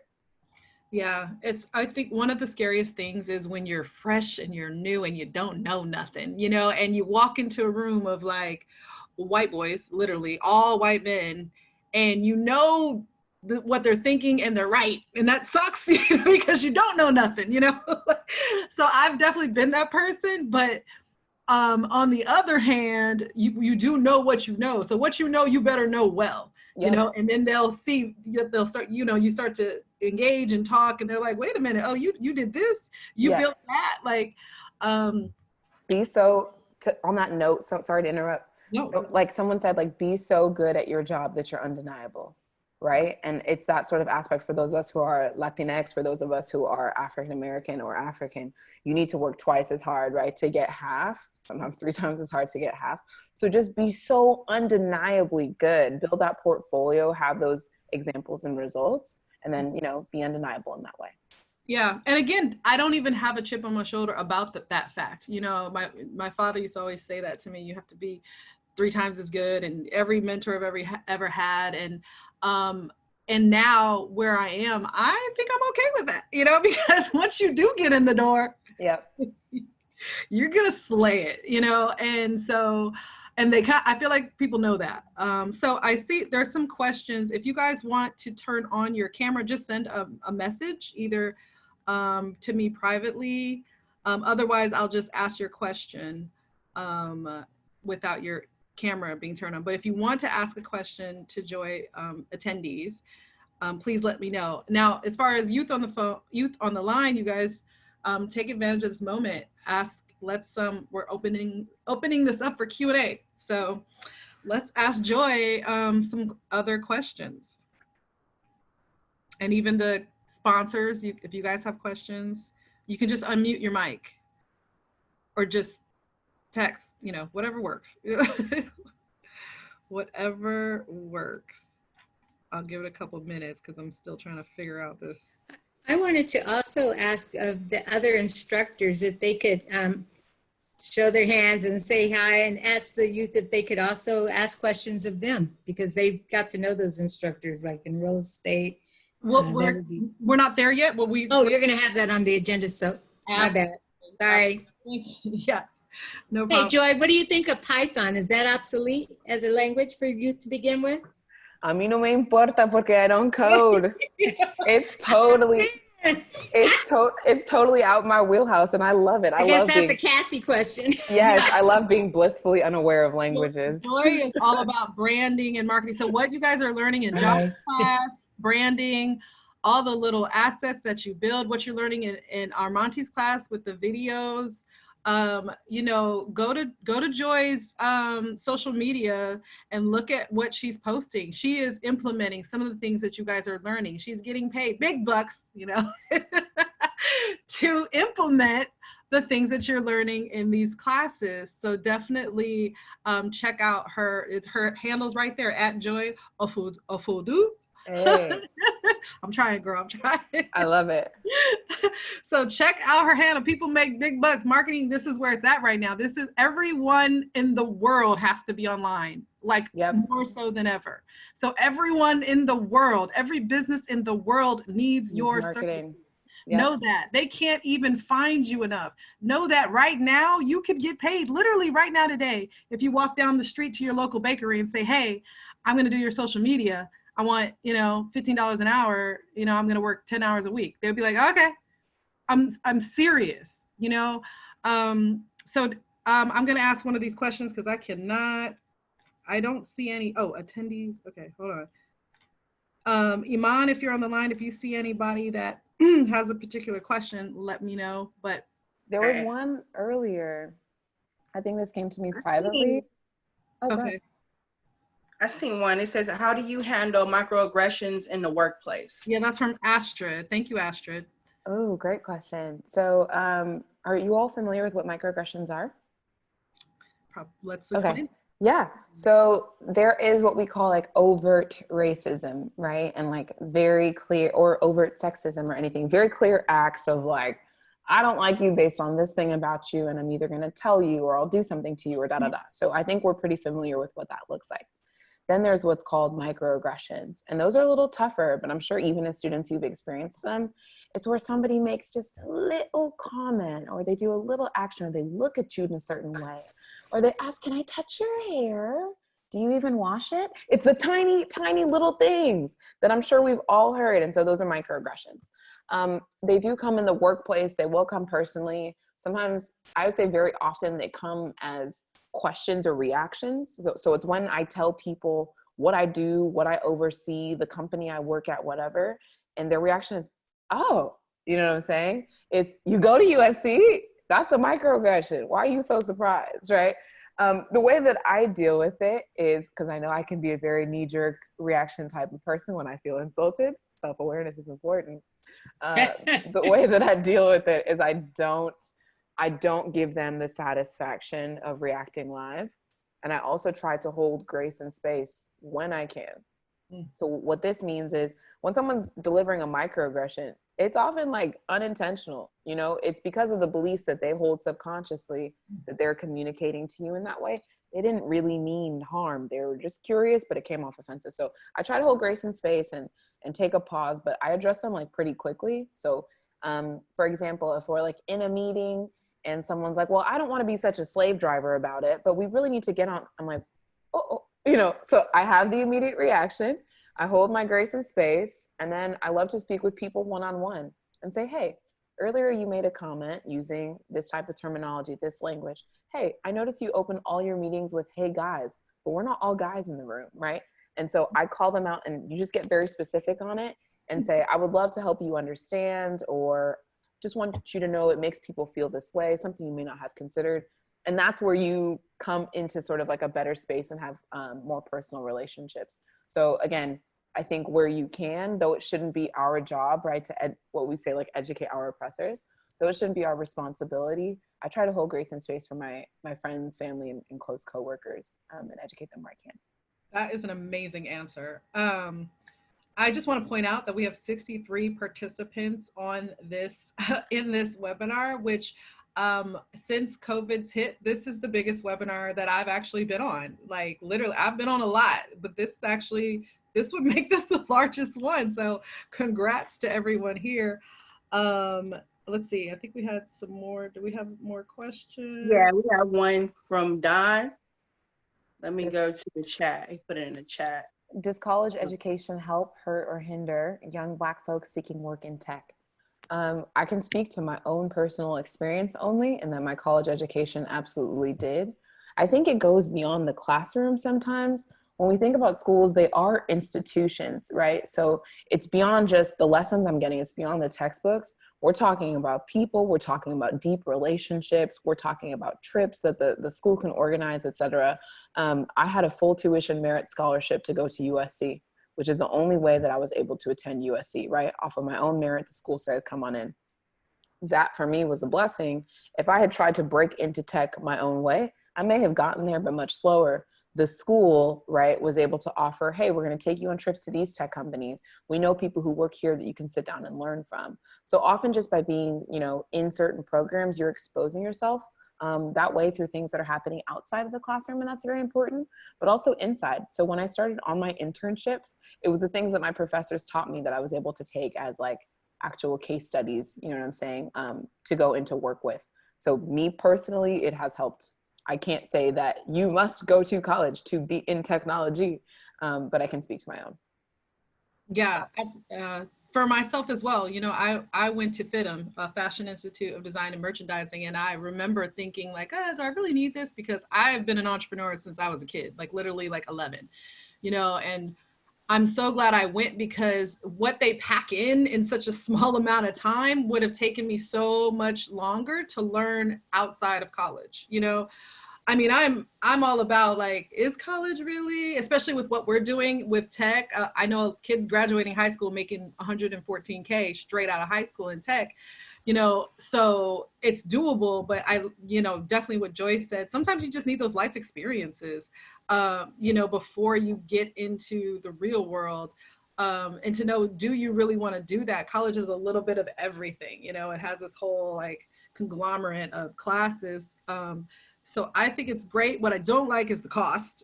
You know? So if you can can I chime in, Cassie? Yes, girl, go ahead. Okay, so I don't think I got the full extent of the question, but I think it was in regards to a computer science degree, or the first college in general. Yeah. Okay, so I will speak from my experience a little bit. So I did not go to college initially. I did boot camps. I did the boot camp with Cassie, and then a lot of what I learned was self-taught. I spent a lot of time teaching myself how to code. Like, I can't stress how many hours I spent in front of the computer trying to teach myself the process of coding. And I will say, as far as getting a degree, it depends on the type of field that you want to go into. For something more technical, like front-end development, back-end development, I think you guys are fine. But for software engineering, I think that there is a level of thinking that engineers hold, and I think that taking any kind of programming course will get you into that mindset of thinking like a programmer. You can absolutely do it in front of your computer. It does take a lot more time. And I will say, as you guys apply for jobs or companies, one of the things that they will always say is computer science degree or equivalent, you know, is something that they're looking for. And they're not looking for that, honestly. So don't not apply for it because you don't have it. And it is absolutely something that you can choose to come back to later in life. I applied for the computer science program at Arizona State University and got in. And a lot of my college credits came from free online classes that I took. There's so many programming classes online that you can take for free. And I think Cameron said it best, that you can apply towards a degree later in life. So spend time looking for as many free resources that you can find that'll give you that head start before you dive into, say, $80,000 or $100,000 into debt, into something you don't really necessarily, you don't need. I don't want to say not need, but okay, I think someone else has a question. I just want to add to what you just said. I think the benefit is kind of what Kathy said, is the exploration, because sometimes you don't know everything that you might want to be, that you might be interested in. That's the benefit of a university or college exposure to people, to socialize with different professors and learn about things you never knew. Because what you think you might want to do right now, and even if it's coding, it might go and elevate to a different level. So I kind of challenge you a little bit. I think it's great though, what you said about doing self-taught, because that can put you in the kind of college you want, maybe for free, because you go in as what's called merit, because you know something already. So just need to say that. No, 100%, absolutely. So in order to respect the time of our guest speaker, we will say thank you so much, Joy, for speaking. I hope you have a great Saturday. Do you have any closing statements you'd like to make? Only closing statements again are just to put you first, right? You come first, your health, your wellness, your mental being, and that you aren't in competition with anyone, right? You have a journey that is uniquely carved out just for you, right? So to pursue that, unless you're in sports or something, and people aren't even playing outside. Long story short, it's you, it's your journey, it's yours. Please go claim it. You're brilliant. If nobody else tells you this all week, all year, you are so uniquely brilliant. Don't let other people define and craft out what that is. right? You demonstrating your own passion and curiosity and applying yourself day after day means that you're brilliant. And I'm so glad that you're here, right? You're here for a reason. I hope you heard this for a reason. I hope it does something for you. I'm going to drop in just like my little, actually you can see it here at Joy Ofodu. That's my that's my handle on all socials. Feel free to send me messages or basic questions. Happy to answer those. And I'm really glad that I could share the space with you today. Oh my God, thank you so much. I look forward to us working together more in the future on what we're gonna do. So feel free to stay if you'd like. If you have to go, totally understand. But thank you so much, Joy. Cool. Appreciate you. Bye. Bye. Okay, so now we're gonna start to talk about I'm gonna introduce our instructors and they're gonna just talk a bit about what they've been doing in the classes and have some of the students present some of their work. So first, I would like to introduce Lisa Puerto, who I discussed a moment ago. Lisa, are you here? I'm here, of course I am. Hey, super agent. I am here. Hello, everybody. Please drop in the chat below, I am here. Go ahead and press 1 in the chat. Listen, I want to make sure everybody's here. Go ahead and press 1. Light up the chat box for us real quick. Let us know. Hey, I see a hey, Lisa. Yes, Ashton says money is here. Ashton is so, and this is, see, Ashton has been very on point about money in class. And then he says everyone should love real estate because there's a lot of money. When we went through a mock transaction, he pointed out, he said, there's a lot of money to be made in here. Okay, Ashton. So awesome. Listen, what an absolute joy to be a part of this and this collective. I see everybody's here. I'm here. I say yes. I got some oofs, money and real estate in all caps. Thank you all. I'm really stoked to really be part of this collaborative. Thank you, Cassie, and the partners that make it possible. I really appreciate it. My absolute joy. I am also known as Super Agent. For those of you who got to attend the real estate session, it is actually our country's first real estate curriculum. So all of you had an opportunity to make history in her story. Designed, created by myself, author of the Real Estate 100 book, designed and created, and then this wild idea of a curriculum that I was told. So listen up closely, pay attention, because when I had this wild idea, right? Give thanks to creation and co-creation. This download that came to me, I was told it was not possible to teach children or youth this information. Wow. I was told this was not possible. And here we are 5 years later. I don't know, Cassie, if you saw the video that I shared this morning. To date, I did a promo video where I was first beta testing the concept. And when I first started this, you guys, I had 3 kids. Then some days I had no kids. And then one day at a conference in Atlanta, I had over 75 kids over 3 days. And we are continually growing this movement. So thank you all. I'm going to screen share because I want our speakers, and I'd love for anyone else, if you weren't speaking, but you were in my session, love to hear from you and your feedback and what stuck out, what worked, ways to improve. I'm totally open to feedback and ways to improve and just make it a lot more fun and exciting. Let me just say, Ashton, Malia, Anissa, Jordan, and Jaden, if you don't have access to your camera, please either message me in Slack or here. Slack's actually easier. This chat box is a little crazy. So let me know, but you should all have access. You know, you should be here with your camera on and ready to unmute yourself. You should be here. You should be here. Okay, we'll share our screens. Boom. I've got a comment in there. Listen, let me get to that. Let me change. See, when I share screen, I can change the views, change the comments. I saw somebody say, Lisa, I really enjoyed blank, blank, blank, and I got a whole testimony. So I want to come back to that. Oh, I'm going to miss y'all. So, you know, I don't know what the protocol is for next go round, but listen, this is like math. You don't just learn it on the same day and you're good to go. We continue to build on this information, all right? This was really basic. This was exposing you to this information. So I appreciate you all and would love to see you a part of more things that we offer as a collective and even independently through our organization, Real Estate 100 Youth Foundation. So All right, I see all smiles. I got a lot of thank you. Iman says, Lisa is the truth. Israel says, I love your class. I've learned so much. All right, I'm gonna come back to that. So we did this activity. This is actually an example that came out of the workbook. So you all had access to the book, the ebook, you had access to the workbook.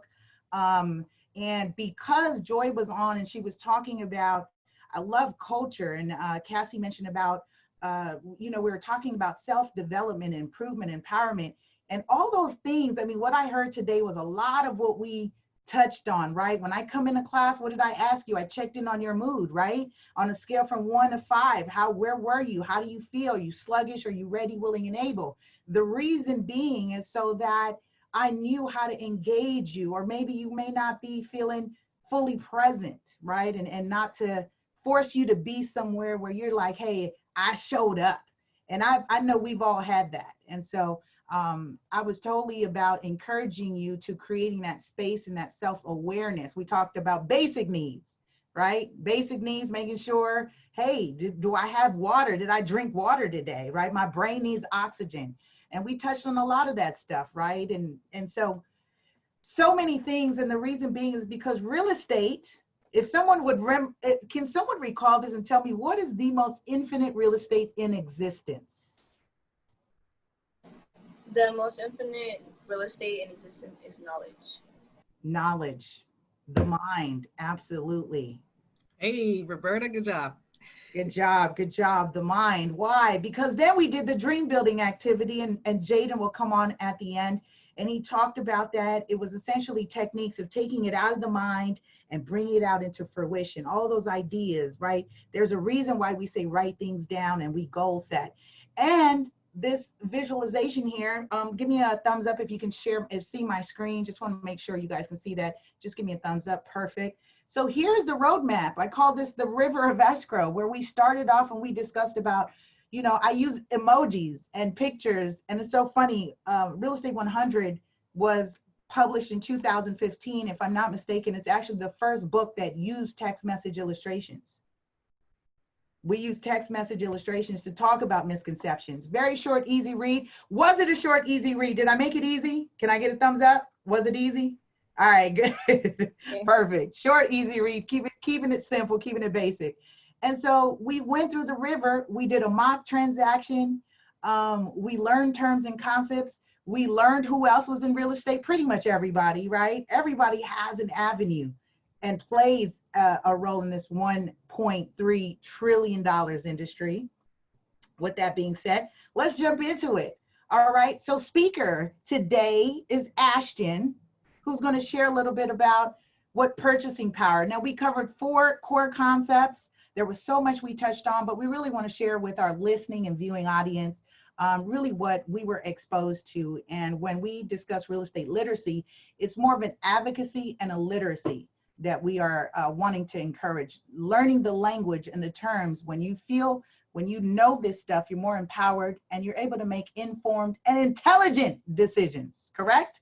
Yes?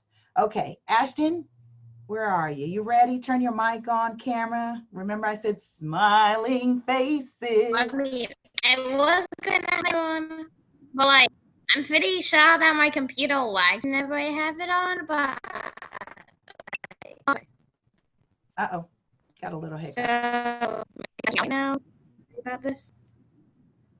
So, of all days, right? His camera and his stuff been on point.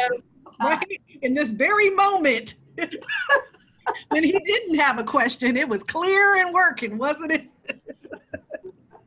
Ashton is.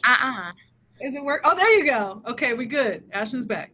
Ashton, we purchasing power. Please share with our listening, our viewing audience, just a little snippet of what that concept was about.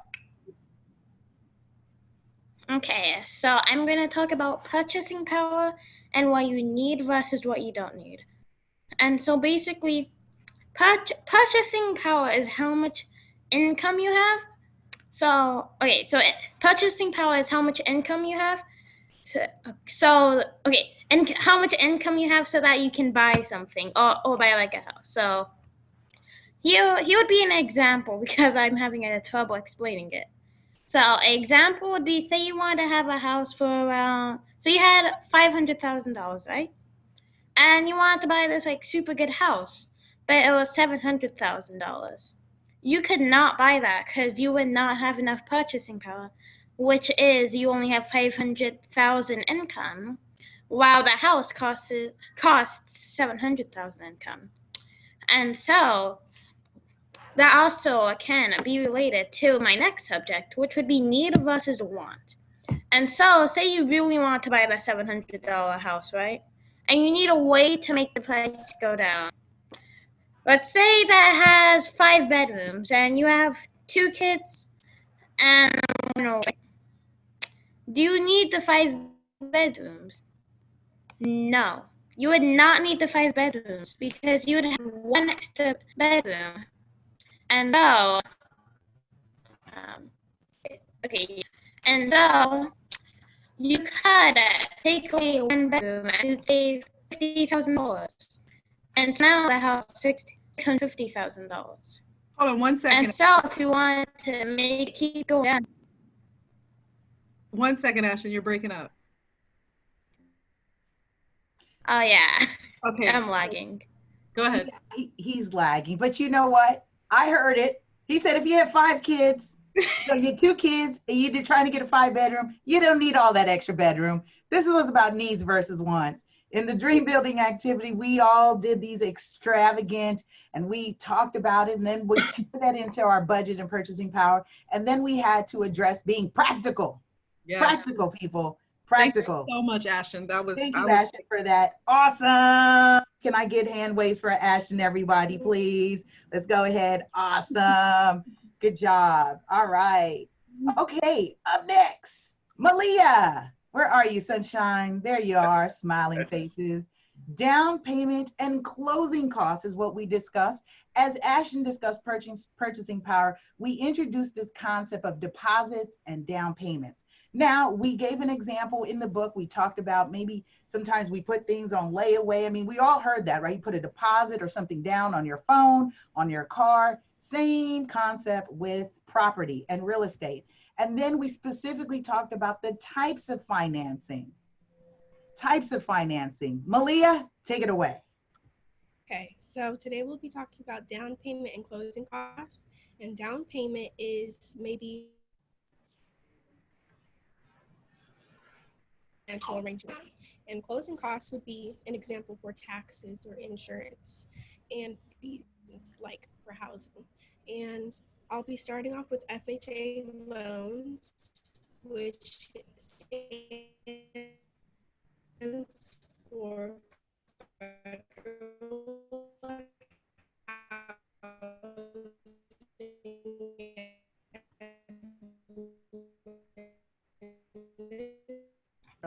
We're lagging there, Malia. Oh boy. Yeah, the sound is muffled. Oh, and she's sharp, y'all. She was like, listen, starting with FHA. The minimum down is, who in the class can help her out and unmute? What is the minimum down payment for the FHA required FHA loan? Ashton says 3.5. Golden says 3.5. Her thing, she got kicked out, so she's yeah, she'll be logging back in, but she, okay, she's in.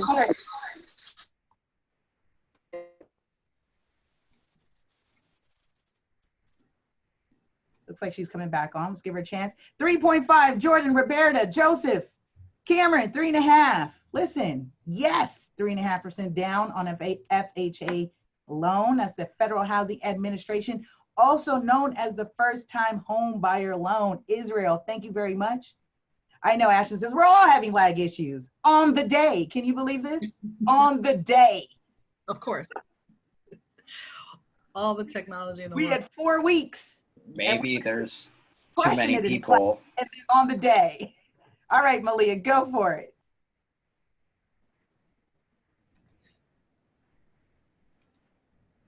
Can you hear me? Just speak a little bit louder, Malia. Just project.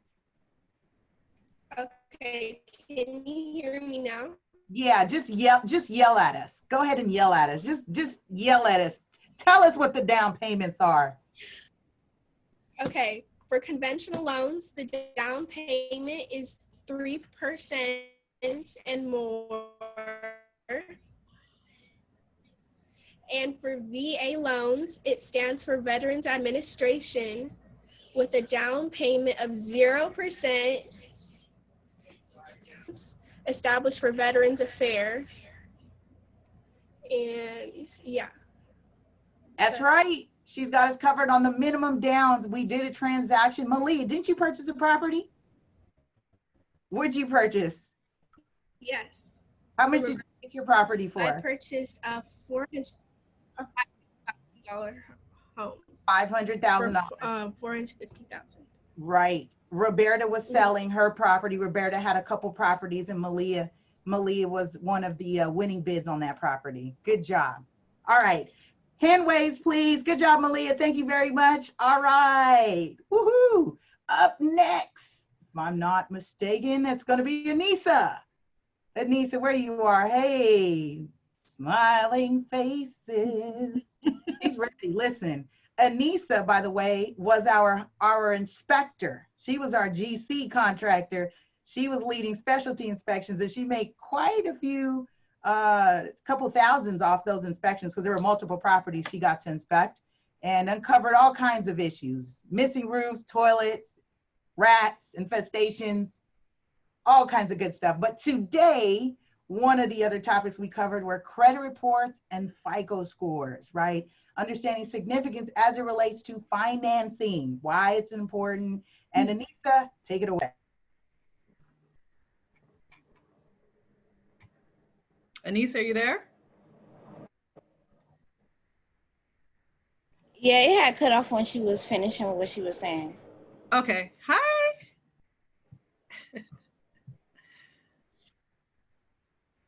Can you see the screen? My stuff is lagging too. Everybody lagging today. Right. Today of all days. One of, yeah, the things that, one of the things that can help is if everyone turned off their video. That helps with the lag. Right, but remember we told them all to turn on their video. No, I just meant for this purpose. Okay. It does help. Okay, so right now I'm going to talk about 3 credit bureau agencies that you can use. One of them is Experian, TransUnion, and Equifax. And we are allowed to check our credit for free at annualcreditreport.com. And ways we can manage our credit scores is making sure we pay our bills on time, not missing any payments.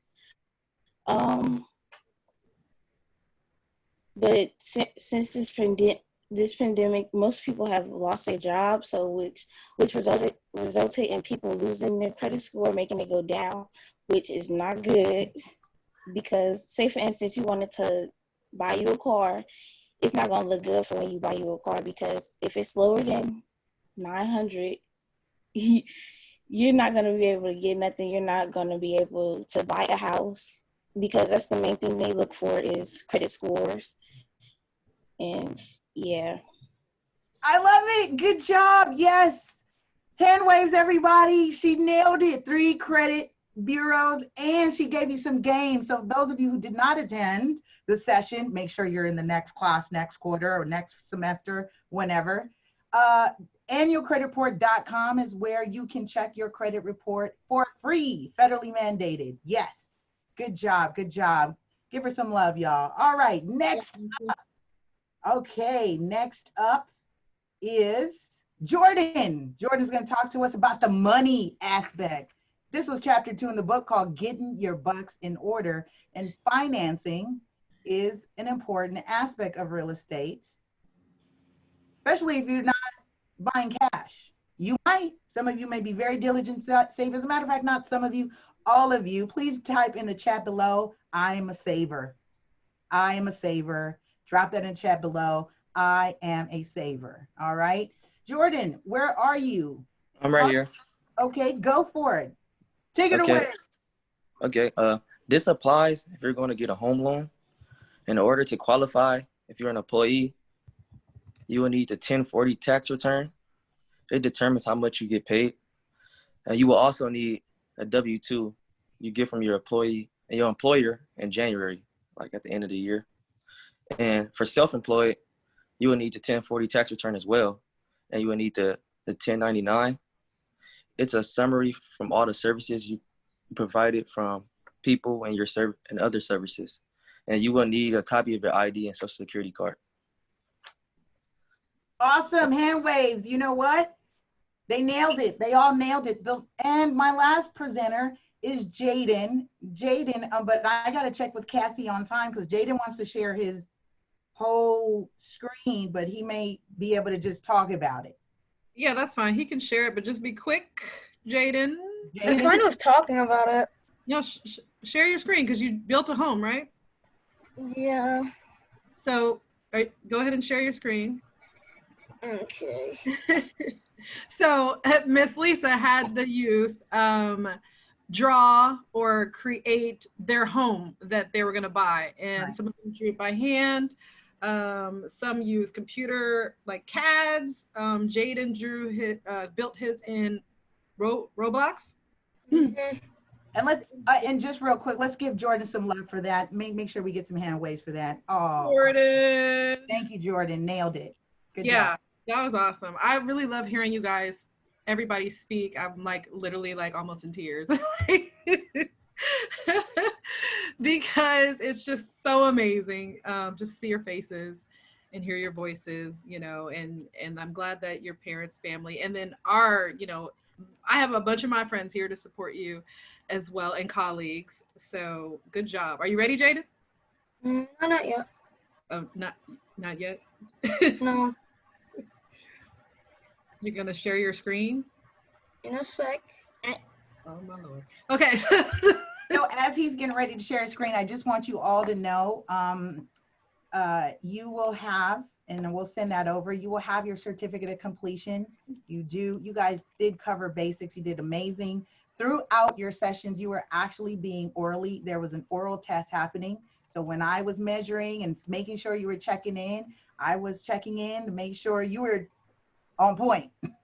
So again, hand waves to everybody in our session. You will get that, and congratulations.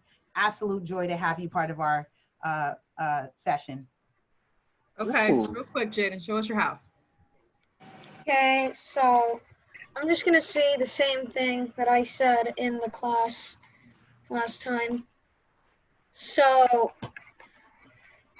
when we were in the class, I don't know what that sound is. When we were in the class, someone made a house with no bathroom. So unlike them, I actually made a bathroom. You ain't gotta call them out like that, Jaden. I'm calling them out no matter what you do. At least I didn't say their name. Okay, continue. They made a kitchen. It's basic. Dining room.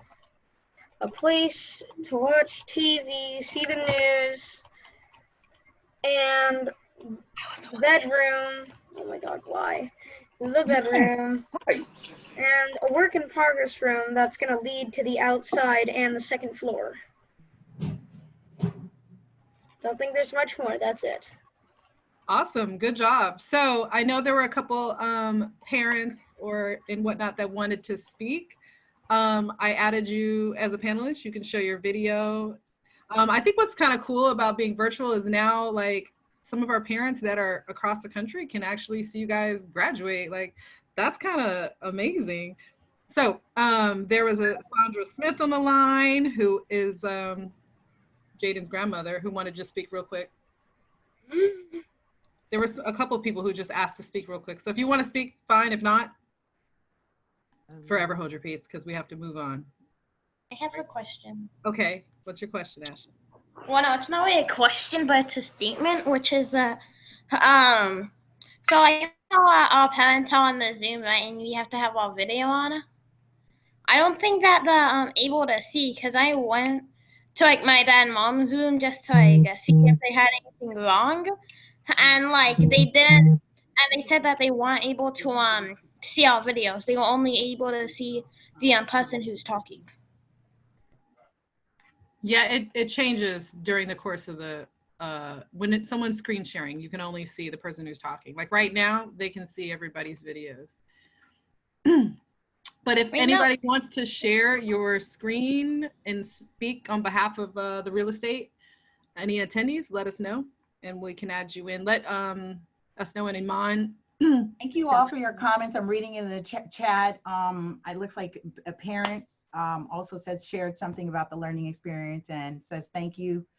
The kids are going to be, this was for Golden and Ashton, that they're going to be so many steps ahead. So you're absolutely welcome. Thank you for supporting the program in this endeavor.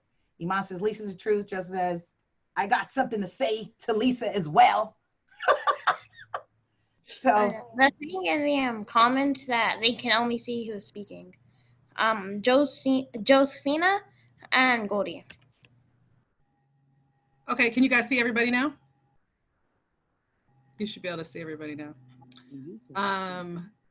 Okay, well, I think that sums it up for real estate work. Thank you so much, real estate crew. Hand waves. Yes. I love it. I love it. One of my favorite classes. The next class we're going to talk about is front end coding with Made in South LA, which is my nonprofit. Quinn Mixon was in my coding class, my full stack developer coding class. And she is our instructor, and she's going to talk about what they learn in coding class. All right. Hello, everybody. Glad to see all of you guys here. So in our class, we learned the basics of HTML and CSS. One of the most important parts of our class were the tools that we use to actually write our code. And as our students know, we had so many technical difficulties getting everything to work, allowing people to share their code, but it was a really, really great experience. But they just learned the basics of front-end development and then how to write their code, the tools that they needed to be able to share their code, to save their code. I tried to give them access to as many developer tools as I possibly could without overwhelming them. Cassie invited me to teach this class, and I'd never done it virtually, so it was quite a challenge, but it was a lot of fun, and the students, I have to congratulate you guys for hanging in there. We had so many issues, and they all did amazing and stuck in there and worked hard and asked questions, and I do hope that they all continue to learn and push themselves and really, really use the tools that we learned about in the class, because most of them are kind of an industry standard right now. So yeah, that's what we learned. That's what we did. Okay, awesome. Yeah. So you want to have the kids speak? Yes, I'm having someone who's having technical difficulties right now. So I'm gonna have Cameron go ahead and get started. And then Caleb, I'm texting. Okay, so what front-end development is, it's also known as client-side development, which is the practice of using HTML, CSS, and JavaScript directly for your web browser. Well, what I learned is how to change text, colors, how to put pictures on a web browser, and change icons. So let me just show my screen real quick of what Misla has been working on.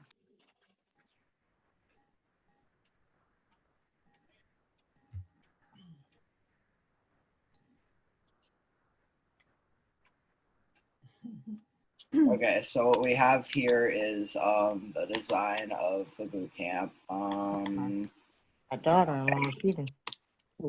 And you could use inspect element to change some things around. For example, say I wanted to change a heading or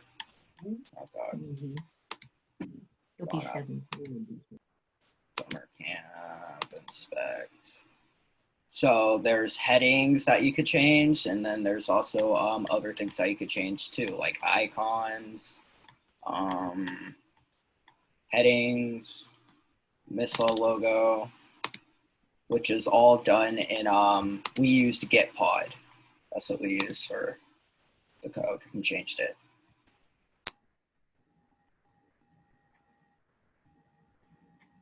I'm gonna call somebody out. Somebody didn't give us the files to do our proper mobile development. Got us looking crazy. That's unfortunate. Someone.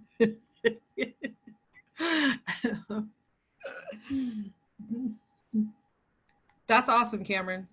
That is very good job, Cameron. Thank you. Yeah. Thank you so much. Who's next? Next up is Caleb. He was having a little bit of issue. Okay, Caleb. So is he good now? Caleb, are you good or are you still having issues? If you're good, log on. If not, we'll go to the next person. I see you trying. I see your name. I see. Say something. Yeah, I have the code. Oh, you gotta speak up. You gotta speak up, love. I have the code set up. Okay. I love your background. You look like you are in the vampire's lair. Hilarious.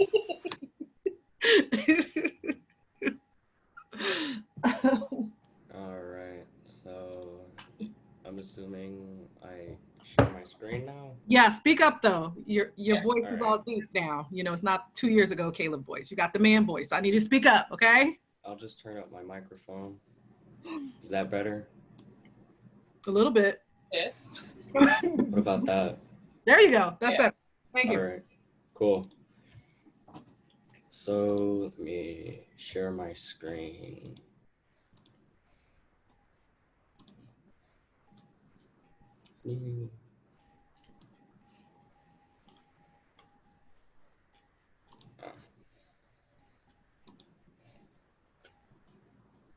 Just a quick side note. This is how class went on a regular.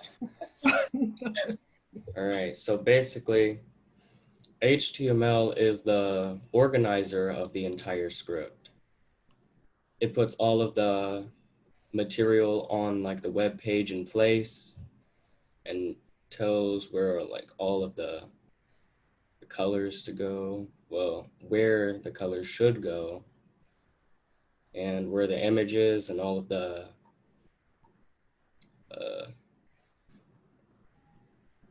all the like click scripts to go as well. This is just 63 lines of HTML code minus line 8, which I can't comment out for some reason. You have to hit And this button. But it's okay, but I wanted you to show it inside of the browser so that they could see it in the black and white. But it's okay. Right. That's perfectly fine. I'll try and open up the browser real quick. What I like the attendees to see is like, look at all those lines of code. Like I remember when, just like Lisa said that they were like, oh, you can't teach real estate investment to teenagers. People are just like, you're gonna teach 10-year-olds, 11-year-olds like code. Do you understand what that is? I'm like, yeah. I mean, we teach them to read, right? You know, like I personally think that coding should be taught right alongside English. Like literally it's really important. You know, it's just as important to know the different languages as it is to know all 45 presidents. Actually, it's more important, honestly, to be honest with you, because I don't know what knowing all 45 presidents is going to do unless you're a history buff or major. But as Caleb's bringing up his browser. I do not see where the browser is. It's okay, Caleb. We'll just have you, Lisa, show both at the end of hers. So we'll show what you were trying to show after she finishes her portion, okay? All right, and another part of HTML. HTML5 is the latest version of HTML currently, and it's also the most easiest to learn. It's better for people who have special needs and other like reading disabilities and writing disabilities like that. Because since it's newer, it's easier. All right, very good. Okay, so Elisa is up next. Thank you so much, Caleb. That was awesome. I know our technical difficulties run deep, so you're okay. So Elisa is going to show the CSS portion of what Caleb showed us, which is the styling aspect. So go ahead, Elisa. Yeah, so cascading style sheet or CSS is practically just it's the colors and the like fonts that you want on your website or your app. So as you can see here, the code is all here. No, well, we'll ignore that.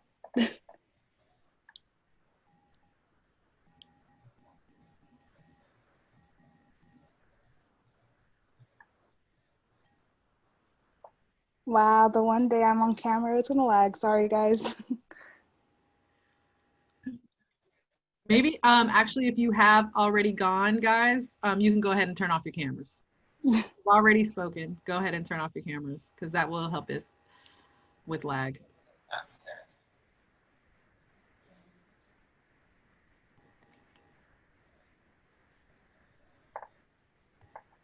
So as you can see here, style CSS, you can basically change the font, the size, the background color, and all of those things. And when you go here, it doesn't show it here, but you click out. Hit the go live button first in GitHub. There you go. Yeah, you're right, sorry. No, it's okay. And you go to the website. This is one. Hopefully it loads. Fingers crossed, everybody. Send us well wishes. Here it is. And what you typed out is here. Loaded a photo gallery with a hover effect, and this is all in HTML and CSS only. So if you go ahead and hover over one of the photos, Elisa, go back to it. So does it work for you?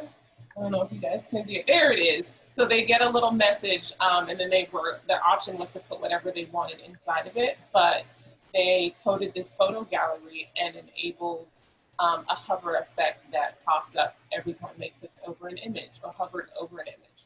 Perfect. Yeah, and that's what CSS is for. Thank you. Yes, very good job, Elisa. Thank you. Yay! And last but not least is Golden. And Golden is going to talk a little bit about the tools that we use and just show a very brief demo of how we were able to access our code or how they access code. So when you're ready, Golden. Okay, so the two tools that we use to do our code were GitHub and Gitpod. GitHub provides an easy way to collaborate with other developers and share projects. So for example, if I wanted to go on the repository that Miss Quinn has, here I'll screen share my, okay, can you guys see?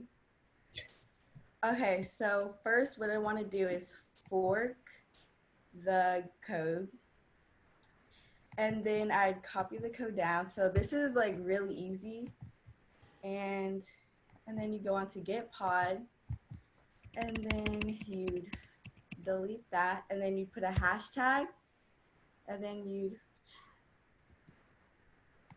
hold on. Okay, and then it's loading, but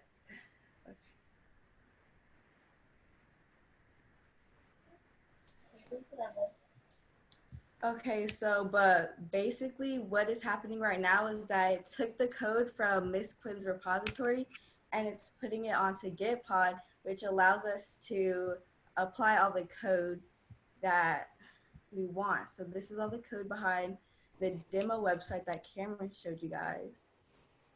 And so as you can see, there's a lot of code, which may seem very like hard, but it's really not that hard. Hey, tell them, girl. You better tell them. See, that's all the code behind this website. And during our classes, basically what we did was we just like played around with all the text. We changed the colors. And yeah, it's not that hard as what people may put code out to be. Excellent. Very good job, you guys. Awesome, awesome job. Like your efforts didn't go unnoticed. I know that it was a process getting us to where we all understood the same terminology and we're able to work together. You guys did an amazing, amazing job, and I just want to say thank you, and thank you to Cassie for giving me this opportunity. And I'm going to say, give my team a little hand wave, because you guys did awesome, or handshakes. Right. I like the wave. Whatever they are, go ahead and give us a wave. You guys did amazing, amazing. All yeah, right. thank you so much, Quinn. But yeah, I really I literally could cry, because to hear like kids like, oh, we're gonna fork the repository. I don't know if y'all realize like how intense that is. These are real words that real developers are using and doing at Google, at LinkedIn, at the biggest, baddest tech companies out there. They're using these tools, Slack, GitHub. Gitpod is not a usual tool, but we actually we implemented it because a lot of kids have Chromebooks, and Chromebooks can't download nothing. So we couldn't download Atom and all the text editors, or Sublime, or any real text editor, usual text editor that is industry standard. So Gitpod, right? Gitpod was a good little hack that we Quinn found after 15,000 tries. I really appreciate you, Quinn. And I really appreciate you, all the guys, all you young persons that presented. Thank you so much. So next is Hidden Genius. We're going to talk about JavaScript. They learned a lot about JavaScript. We didn't really touch on it. We've been teaching coding for a couple of years, and we barely touch on JavaScript. So I was really excited to have Nene and Ian from Hidden Genius come on. And also, I think Brandon is on the line if you want to say something real quick, Brandon. I'm so sorry, guys. We're going to run over one, but if you could hang on, we would really appreciate it. Are you there, Brandon? Brent. Oh. Who's this? It's Nene. Oh, can you share your, oh, you're on a phone. You don't have a. Yeah, no, my camera's not working at the moment. All good. Hold on, let me see if I can get. Share a little bit about Hidden Genius, and like Nene and Ian are actually students. They are youth programmers from the Hidden Genius project. So you might want to share a little bit about that. Yeah, and we're both in college studying computer science too. Love it. But the Hidden Genius project trains and mentors Black male youth in technology creation, entrepreneurship, and leadership skills to transform their lives and communities. So basically what that means is we were in a program for about 6 weeks, and they taught us how to program. Every day we had like some different courses we learned. It was about it was actually like 15 months, but in the summer it's about like 6 weeks. Yeah, so we learned multiple different languages. We visited multiple different tech companies. Languages we learned were like HTML, CSS, JavaScript, Strap, Flutter, and eventually when you graduate, you become an alumni, and then you have the option to teach the next cohort. So actually that's what we did this summer. We taught Flutter, which is used to build mobile apps. And yeah, we used the knowledge we learned and we passed it on to these students, which were great students. We all had fun working with them, very attentive, very sharp. And yeah, that's Ian. You got any words? Oh, is Cassie? Yes? Ian can't talk for some reason. Okay. He's still like in Okay. webinar mode or something. All good. So we're going to have Cameron show a little bit about what you guys do in JavaScript. Just Cameron, show one of the things one simple thing about. Yeah, I'll just hang on. And before you do that, do you want to tell us what JavaScript is? And if you can, I'll give a. JavaScript is more of a complex side of website coding, but it could also be used in like games and pictures. I've seen it used in what's it called? Apps as well. So if I show my screen here. Thank you. Yeah, like this is the not so easy part. Okay, so this one's simple, and I think this was the funnest one, so I chose this one, which is running speed. This is quotes, quotations, comments about the document. This doesn't actually show in the program or the run code. So it tells you to write a program that asks the user how far they ran in miles, and then how long it took them in minutes, and their speed in miles per hour. So a variable, which is function, this is function start, which starts the code. Variable miles equals read float. Read float tells the code, when you run it, it'll ask you a question. So like, how many miles did you run, for example? And then this is variable minutes. So I labeled it as minutes. Read int is how many minutes did it take you? So that's for, this is also for numbers. And what's the difference from read float and read int, if you could tell us real quick? I don't fully remember that though. Okay, well, read int reads an integer, right? And Yeah, read float takes in a float. Yeah, that's what it did. Okay. Right. A float is a decimal point. So that's what read float is taking in. And okay. Read int just takes in a whole number. So, all right. Yeah. Then I did variable hour, and I equaled it to minutes, and I divided it by 60 because, you know, how many minutes are in an hour? 60, so I divided it by 60.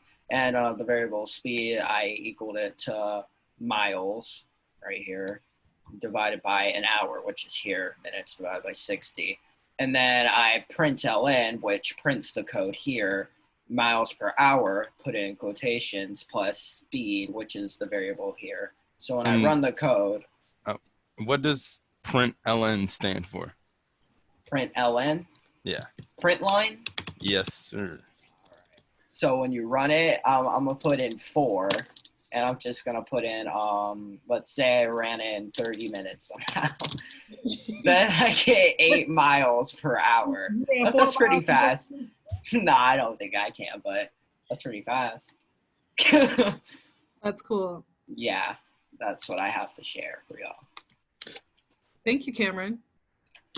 Nene, yeah, no problem. Anything to add, or do any of the youth, do you have anything to add in regards to the JavaScript Hidden Genius bootcamp? Ian has some stuff to add, but he can't talk. But I can hear him right now. I can just speak for him. So okay. What is it?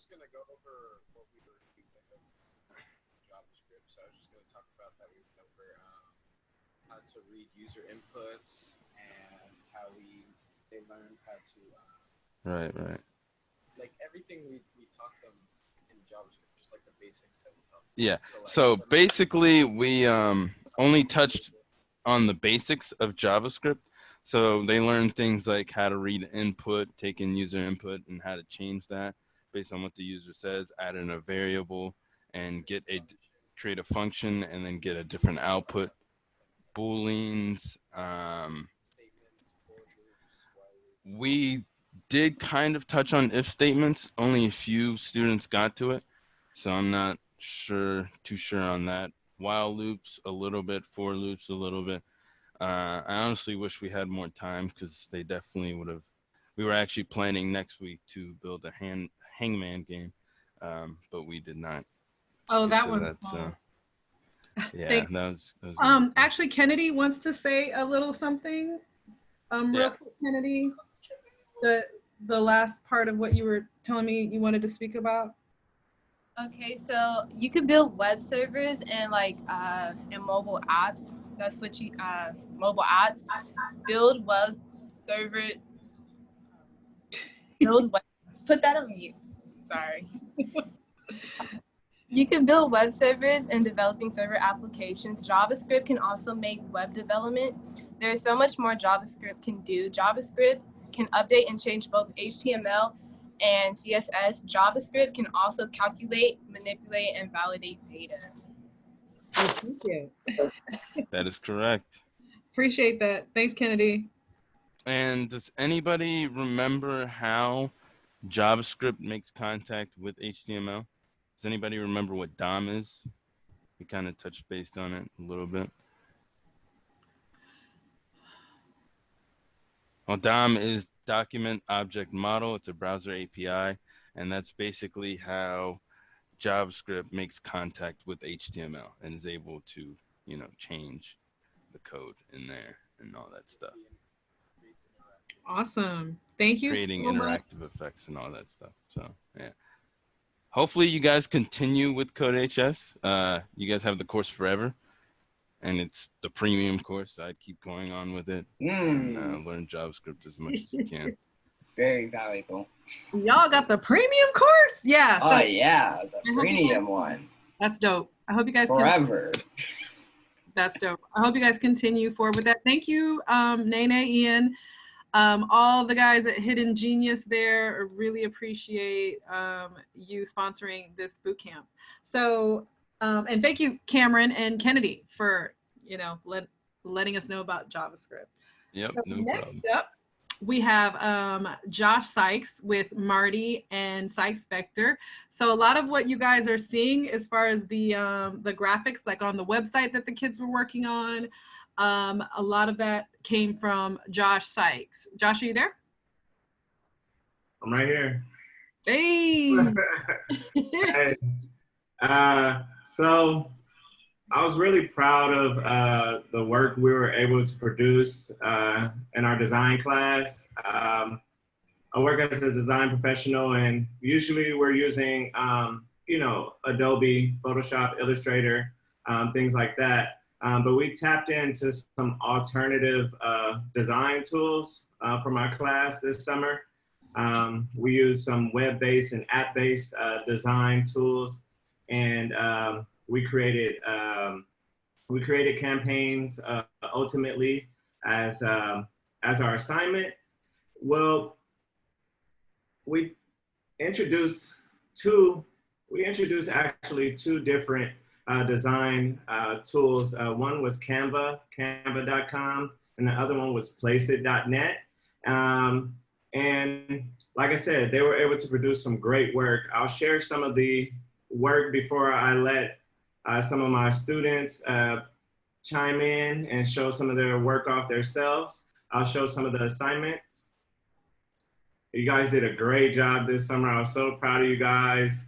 You guys, I mean, the things that they were able to produce was great, with both limited design experience, one, and two, with the tools that are at their fingertips every day. So they have a little bit of an internet connection to our phone. They can produce things like this all the time. And we talked about career paths and design, and we talked about creating campaigns. So on our first day of class, they were able to produce these graphics. These are from several different students. And I mean, the approach that they took was just amazing. They were able to produce high quality graphics. Some went above and beyond the assignment and really created some great graphics. I mean, this is from literally after the first day of class. And they have both static and video images. And so what I'll do is I'll share some of their video images as well, that we got into it on the second day of class. They were really able to produce some great stuff. So let me pull that up for you guys. While he's pulling that up, I'd just like to say that one thing I really liked about the graphic design class is I felt like that was the class where you could most kind of understand the students' personality. Like I felt like they really showed their personality through their graphic design, through their artwork. You could tell like who was into robots and who was like into like the more like romance. By romance, I don't mean like love. I mean like there's an art period called the romance period. But it was so cool just to see their personalities through their artwork.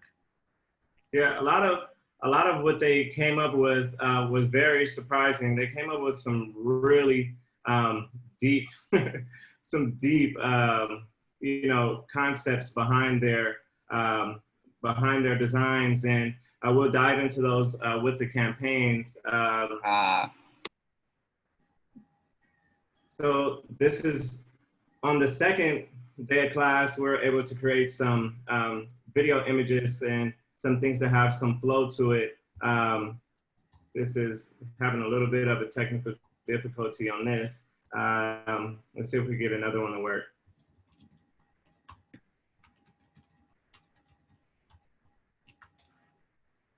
While he's bringing that up, guys, hold on for there's one more class after this, which is the video creation and editing. They're going to show you a little short film that they made in the class. So just hold on, because that short film was actually pretty cool. Is everyone able to see the videos playing? We can't see your Okay. screen. It's just you. Here we go.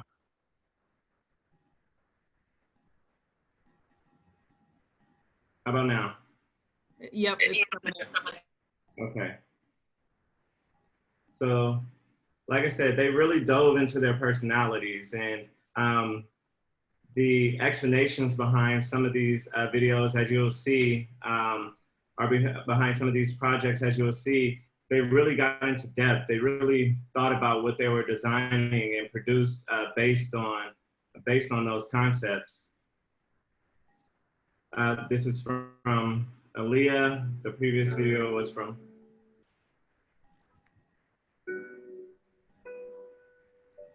As you can see, they were able to implement motion design and video and layers, and were able to animate different elements of the project to come in at different points. And I mean, to go from one class to the second class and to be able to produce on this level was amazing, and again, we'll allow them to share their own stories. This is from Kennedy. She was able to take her still image and again, implement motion graphics with the elements coming in at different times and different timing, and was able to produce a great visual image.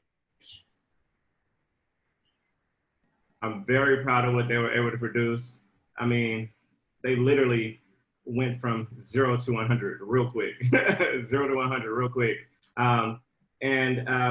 So those were some of the exercises that we dove into.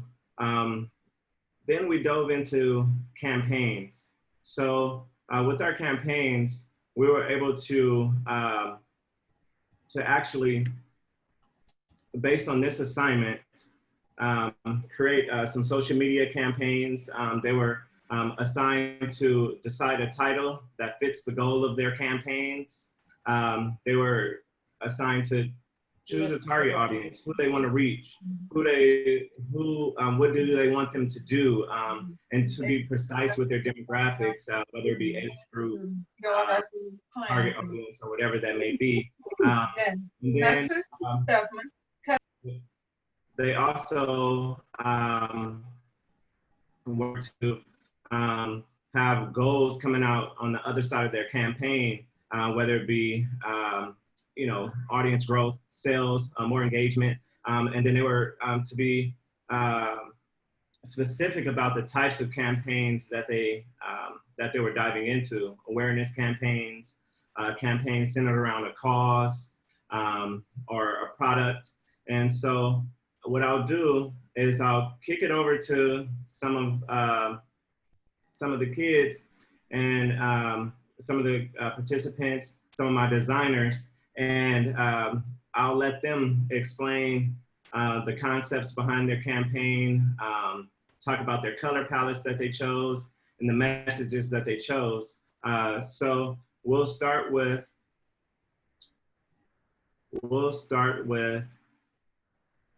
Ian.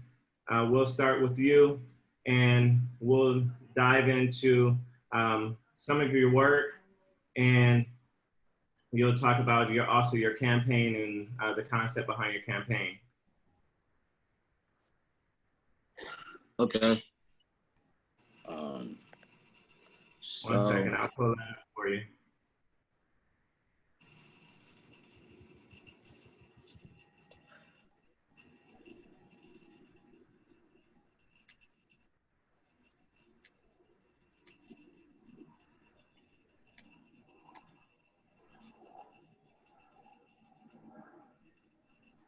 Also, if you guys have already gone, if you want to turn off your screen, your video, you can, because that'll make us go faster. You can leave it on though, if you like. We love to see your faces. That's mine. Yep. Mm-hmm. Harvest. That is mine.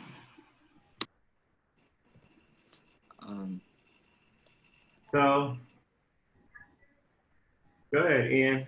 Just talk about your work, and then we'll dive into your campaign. Ian had a very specific style. You can tell when Ian produced something that it was his, and I really right now the style that he developed over time. It's not showing Ian's right now. Isn't that Cameron's?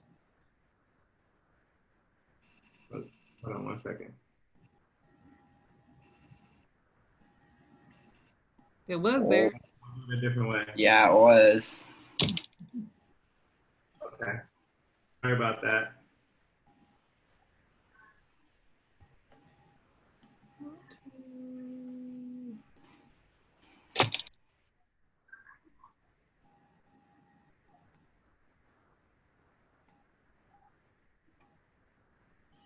Okay. We'll do it like this. So with are we this seeing one, now does it say Ian? Or Yep. your hand, Yep. at least? So yeah, so go ahead, Ian. so with this design, like we were in class and I just wanted to be different. So for the background, I put electricity because like lightning is a cool element. And then I put like, I forget what they're called, but it's one of those things that have electricity in them. So like I did that to like help make it make sense with the electricity, and that's really it. And I put purple because purple's my favorite color. Great.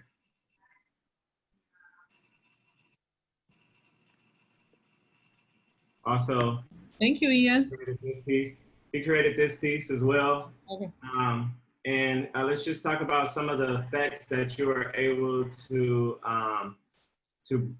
produce this piece, and how you actually put the moon clip on the top left corner. Okay, so I got the effect in the background by like putting a glitch effect on it, so like it can have color in it and also be dark at the same time. But with the moon effect, I got a circle design, and then I got a moon image and put the moon image in into the circle design. And then I put the lion because it just look cool with the colors in the background. And then I put stay true because you gotta stay true to you. And then we'll dive into, we'll just look at this one and we'll dive into your campaign. So he created a campaign behind a clothing line. This was his first draft of his brand logo and image behind his logo. Also, this is his second draft or more developed draft. And then he was able to also, this is for the sake of time. I know I only have 5 minutes. I'm gonna dive in and I'm gonna go ahead and run through the rest of his images. And he also created mock-ups with his clothing line, both a t-shirt and a hat design. All right, cool. All right. That's great. That was really good work, Ian. Thank you. Next up. All right. So, yeah, next up, we'll move on to Kylan. Kylan, if you could just come off mute for a second. Yeah. Come up here for a second. Yeah. Kylan, come to the stage. Yes, I'm here. Kylan actually came up with an anti-bullying campaign. Can we see this? Yes. Kylan, stay with anti-bullying. That was your first, he's serious about it. 2 years ago. So he has an actual reason for coming up with the anti-bullying campaign. I'll go through the images as he talks about it. Okay. So when I was little, it was a nightmare. No. During, Kylan, you got your video? oh yeah, I got my video. Wait, Turn let me your see if video it's on. working. Let me see if it's working or not. Let's see your beautiful face. I just also like to point out that these are not like images taken offline off Google Images. Like they created this layer by layer, piece by piece, as a graphic designer does. Go ahead, Kylan. So when I was little, it was a nightmare during kindergarten and middle school. So I got bullied every day just by my hair. I used to have braids and have ponytails when I was little. They used to call me fat. They used to call me you're ugly, you're stupid, you're special. I know I'm special, but it doesn't matter how you are. It doesn't matter. So when I went to another school, because I went to an all-boys school, and I got transferred to like my hometown school, I think that's what it's called. But I switched to, I think I went to Bret Hart. I went to Bret Hart, and I saw this kid I knew, and he was the bully at the other same school, the all-boys school, and he got transferred to Bret Hart. So we got in the fights. His friend will fight me. He will do all the work. And there's this one video. We was at PE. They had took my shoes, and they were going to throw them on the wire, the Wi-Fi line. And I said, no, don't do that. And then they're going to throw it. And the guy, he had gave them back to me. One boy had gave my shoes back. I said, thank you. So then the boys from the all-boys school, they had jumped me. And one boy was choking me, one boy was punching me, and I had to fight off my whole life for that. And then the principal didn't do anything. I got mad because no one was helping me. And then my mom sued the district, and then she fought for me. She got what I needed. And the boys, they're in juvenile now. They didn't go to court because they didn't go. So the boy's in juvie, his mother is in jail. And then that's it. That was my life story, how I dealt with it. And everyone's bullying me. Now I can take care of myself. I know I'm not fat. I know I'm not stupid. I'm very confident in myself. So that's my life story. Oh, I love how you showed the graphics as he was telling his story. Thank you. That was dope. Kylan, these are amazing. Like these are legit campaigns. You know, I could see this in real life on some major ad campaign. It's really, really top notch. Thank you so much for your You're welcome. Thank you. So, Sydney, we're just going to dive into your campaign. And you just tell us what your campaign is about and the color palette and the name of your campaign. Okay. So, hi, I'm Sydney. I made a awareness campaign for self-care, self-love, and self-awareness that is called It Starts With You. And some details about it, the color scheme I chose for this was very calm and collective colors like brown, white, like earth tone kind of colors. I wanted it to be very calming and relaxing. So that's what I chose. My target audience that I chose was young adults or just people who are looking for help with self-care and self-love and self-awareness, and that it's okay to seek that help. And the goal for this was just to create a campaign that shows that it's okay to seek this help, and that there's other people that are going through the same things, and that it's okay, you know? So that was really the campaign. So Can you move it down a little bit so we can see the top? I'm sorry to interject. Yeah. Josh, can you move it down a little? Okay, I'm not sure how it's showing on. Just because I couldn't move it with the, yeah.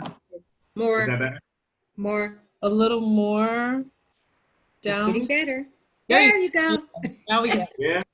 Okay. Yes. I used Canva to make this post, to keep the color scheme and just have the relaxing tone and vibe to it. And I just came up with this quote, taking care of yourself is not selfish, because I really think self-care and awareness is very important. So that's the post I made. And also she made a video as well. Are we able to see this? I used Place It for the video to add movement and keep the same color scheme and just to, you know, have that kind of vibe. So yeah, and keep the same quote. So yeah, there should be music. I don't know if you can hear the music. No sound? No, there is sound. No, I was just asking, can anyone hear it? Oh. Yeah, we can hear it. All right, cool. Okay, yeah. So yeah, that's what I came up with. So she made a static image and a video image to go along with her campaign. Let's see, we have Gabriella. Hold on, Ready? before you go, I just want to read some of the comments that people are saying. Some people say Sydney has a knack for aesthetics. The designs are always pleasant to the eye. Kylan Goldie says, I'm so sorry you went through that. You are so dynamic and amazing. Your future is going to be so bright, and we are all here to support you and have your back. I just want you guys to understand, like, you really have a support system, you know, like not only all of the instructors who have been here, but like our friends, you know, it's nothing but a phone call. If you're going through something, you have to let someone know. People that work in these spaces, like training youth, we do it because we care. So let us know, you know, if you need help in any way, and we'll do our best to help you out. And contact Donna at the Girls Club. Don't forget, you have a therapist here who works with you. We're available. That's awesome. Girls Club LA has a therapist that works with youth. I would honestly suggest all of us go to this therapist. And expressed to Kylan how brave he was to even implement that as a campaign. And, you know, and I reiterated several times, and even in our breakout room as a design team, you know, we were very supportive of him speaking on his experiences, and you know, we thought it was very brave for him to speak up on that experience, and we're here for you 100%. We stand with you. No bullying. Thank you.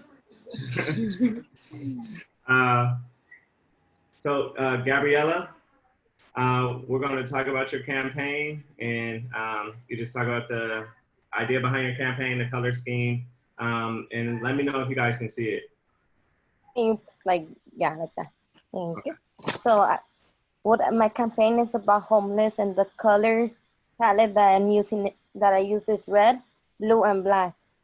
And it says, don't just walk, help the homeless.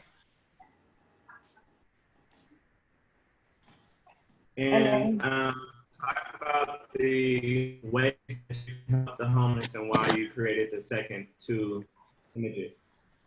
The two ways that you could help the homeless is by buying them food and finding a place for them to live. And then help the homeless by spending at least $20 on groceries for them. Yes. And I thought this was really important because, like I said, a lot of the kids, they dove deep into societal issues, and were able to create visual elements that dove into creating solutions on behalf of these everyday things that we see that are problems in our society. And I think it was very important to see that they thought so deeply about it. These are really good.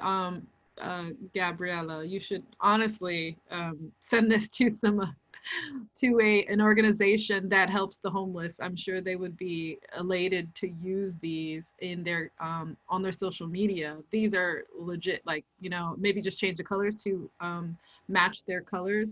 We can, if anyone knows of homeless organizations, drop it in the chat and we can reach out to them because they can use these. It's always expensive to get really good content creators. So this is content, this is social media content. And I would suggest add on to what Cassie's saying, there are tons of nonprofits out there. You could put it out there and you add it to your resume. That's work. That equates to work experience. Absolutely. You guys. Absolutely.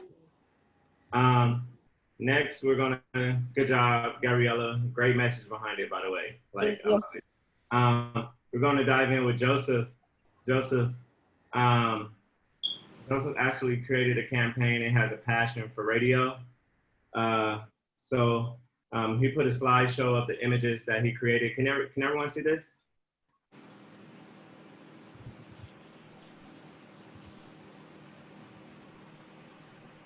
Oh, I can speak right now? Yes, of course. Oh, okay. Hey, everybody. I'm Joseph, so I like to be called Joe Jiggity on the radio station. The reason why I wanted to do a radio station, because, you know, as a kid, we used to listen to the radio a lot. Steve Harvey Morning Show. We got Nick Cannon now, and, of course, Big Boy Radio. But this is an example of a list or agenda that I'll make and have topics. Of course, right now, COVID is here, so wash your hands. Guys, wash your hands and wear your mask, okay? Make sure you wash your hands and wear your mask. It's important to make sure you follow those tips. Daily news, guys, you know what's going on. Breonna Taylor, you know what happened. That's one of my friends, old classmates. So, you know, it really hit him so hard and it hit us. So, you know, it's a bigger picture. We got to realize it. John Lewis even said it too. So if you know a little bit about John Lewis, if you don't, just go look him up. He fought for a lot. And that's us protesting at some of the protests out here in Los Angeles, because we felt for that. You know, there's a lot of things that happened to us and it really hit us. So, you know, I really have a passion for it. You know, shout out John Lewis. That's my fraternity brother. And also we got some songs. Right, I got a song right here, Bigger Picture by Lil Baby. I don't know if you can hear it, but this is like a design that I got. We made, editing over it. So that's like my little DJ. Of course, we got John Lewis up top. But more of the picture is really to represent that certain, that certain post, the daily post. So it's telling you like, hey guys, it's really an issue and we really need to focus on it. Now for politics, of course, you know, voting is going to be important. So guys, make sure you go out and vote. If you got friends that can vote, make sure, you know, let them know. Make sure they do the background information on the people that's running for it too as well. And we know it's Donald Trump and we have Joe Biden on the other side. So you already know, make sure you cast your votes in. It's important. You know, your vote matters. Your vote makes a big decision on the community and what happens later on in the future for us. So remember that. Wow. And, so he was able to put an entire video together. My bad, Joe. He incorporated several different programs, actually, several different apps he was very creative. He did everything from his phone, and he incorporated several different apps, even outside of what we learned in class, to create these collages of visual images. And, you know, I thought he was very creative, you know, on everything that he did. And, you know, we know the Lakers gonna win. Sorry. Lakers gonna win. Lakers gonna win. Sorry. What he was able to present was great as well. So I'll hate to cut it short, but I'm going way long. So we got Roberta, last but not least, I apologize. Yes, Roberta. This is an example of just her first project, and you'll see the progression, you know. She was able to implement a lot of the different aspects of Canva, from stickers to frames to put the videos in, and also animation and motion graphics. Let's talk about your project real quick, Roberta, and we'll show your images as well. Let's talk about Project Anubis. Project Anubis is basically my zombie game that I came up with from getting inspired from seeing all different kind of gaming and just like the games developing throughout the years. I wanted to make something different, wanted to like kind of be more skill building, and it like you have to go through with the character instead of you already being like you're basically the character in my story instead of you already playing as a character. And she developed several different images over the course of the class. This is a collage of several different images. You can talk about how you created this real quick. What's what? The background was originally just like a broken city. The rest of it is just overlays, well, like kind of like just like layers. I just played around with where I wanted it to actually be and how I wanted it to look. And then the text was just something that I thought I would look nice. And ultimately, she collaged all of her work into one video using our secondary tool, placeit.net. And she really, I mean, hold on. Just let me know if you guys can see it. Yeah. I'll start from scratch. We Okay. can see it. Okay.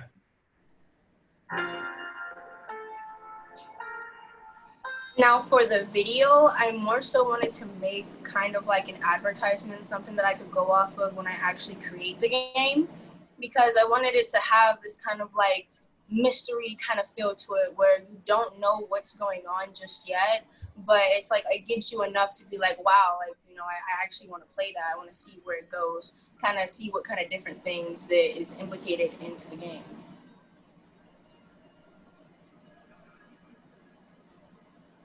This is amazing, Roberta. Thank you. Absolutely.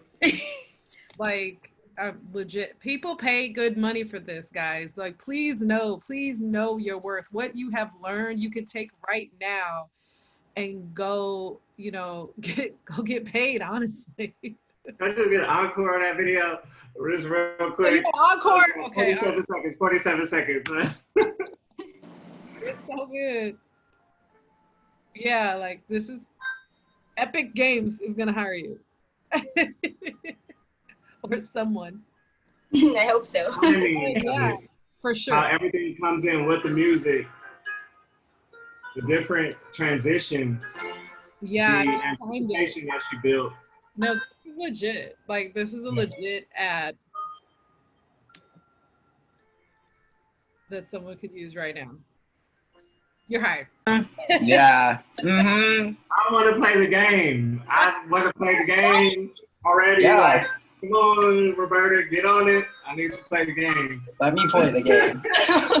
Seriously, Roberta is Hopefully it will be finished within the next couple years, because I am working on figuring out how to actually use an engine and figure out like what kind of graphics I would want in my own game. Nice. Is it Unreal? You want to build it in Unreal? I'm not sure, either Unreal or Unity. Because we have a. Oh, I heard Unity a lot. We so. are in the winter. We have an Unreal Bootcamp. Just so you know. Ooh. Yeah. Be on it. Yeah. Okay. Also, highlight, you know, I only had a limited amount of time, even though I took all of it and more. I'm extremely proud of you guys. Ashton is one of our youngest students. You know, he really did a great job of really implementing a lot of the things that I, tasked him to do. And I just think, that all of you guys did a great job of expressing yourself through design. I really appreciate everything that you guys were able to produce. You guys did amazing. I'm so proud of you guys. Thank you so much. Here, Ashton. Ashton, like, he created his design. He had a concept behind it. The reason why he chose the colors of potassium is that you can create this same type of flame, green and blue, by burning the element potassium. I mean, they really dove deep with everything that they were able to create. You guys know him from the sunglasses, shout out to Ashton. Thank you. But everybody, you guys are amazing. I appreciate you guys. Jonathan, you did a great job of tapping in with your campaign. I was really proud of your campaign against it was an anti-smoking campaign. I just want you to know that I see you. Like, here, this is an anti-smoking campaign. no, I know I'm still taking my time. You're gonna have to play me off. You're gonna have to play some outro or something because I'm proud of everybody and those who are Anissa. You did a great job. So I'm sorry guys. I'm wrapping it up. All right, I'm out. Peace. You guys should share your work on your social media. Please do. Or we'll also share your work on ours because we are. And also send it to Girls Club, please, so we can post it because we're in the midst of redoing our website. I want to show everybody's work. I'm going to put my personal email in the chat for those of you who don't know Donna. Most of you have talked to me, even if you're part of Vermont Slauson. Definitely, you guys did a sterling job. I have to give big ups to your teachers and to your creativity. Just wonderful, guys. Thank Absolutely. you. Yes. Brava. Brava. Good job. Okay. Is that it, Josh? Are we done now? I'm so sorry we're over, guys. Blame Josh. That's Marty. Marty created by Josh, who is our fearless leader here. So next up, we have, last but not least, is Armanti Benjamin, the instructor of the video editing class. They created a short film. Armanti was started off as one of our students who is now instructing. I think literally I hired him the next year to instruct. After 1 year of having him as a student, the next year I hired him to teach our classes because he was so phenomenal and so on point.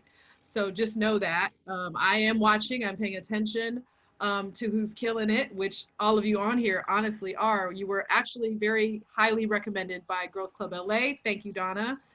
And, we have worked with you guys in the past. So, Armand. Yeah. Can you hear me correct? Can you hear me clearly? Yeah? Okay, Yeah, cool. we can hear you. Yeah, so in our class, we kind of went over some different editing styles. We went over cutting, transitions, nothing too detailed because obviously we're working off of our phones and phone editing software rather than the computer. So we weren't able to do much, also being limited by payment barriers and whatnot. But we got a lot done. Everybody did a great job and everybody was very good at participating. So I have only 3 speakers and I believe Jonathan is going first. So Jonathan, if you want to let them know what you learned from the class and what you were comfortable with.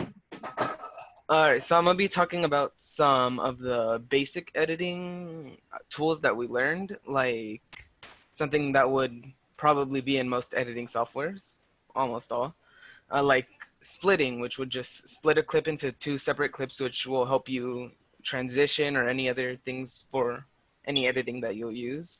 Something similar to splitting would be trimming, which would just cut off the beginning or end of any clip to shorten the amount of time that you're using.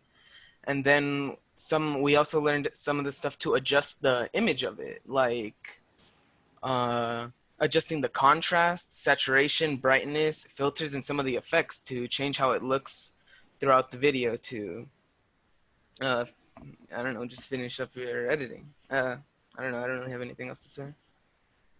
Oh my God. Okay. Can I just say that, like, Jonathan, I have no idea why I legit have tears in my eyes because I've not heard you speak in 4 weeks. And you just came on and said all that so eloquently. Thank you. I really, oh my God, I honor you.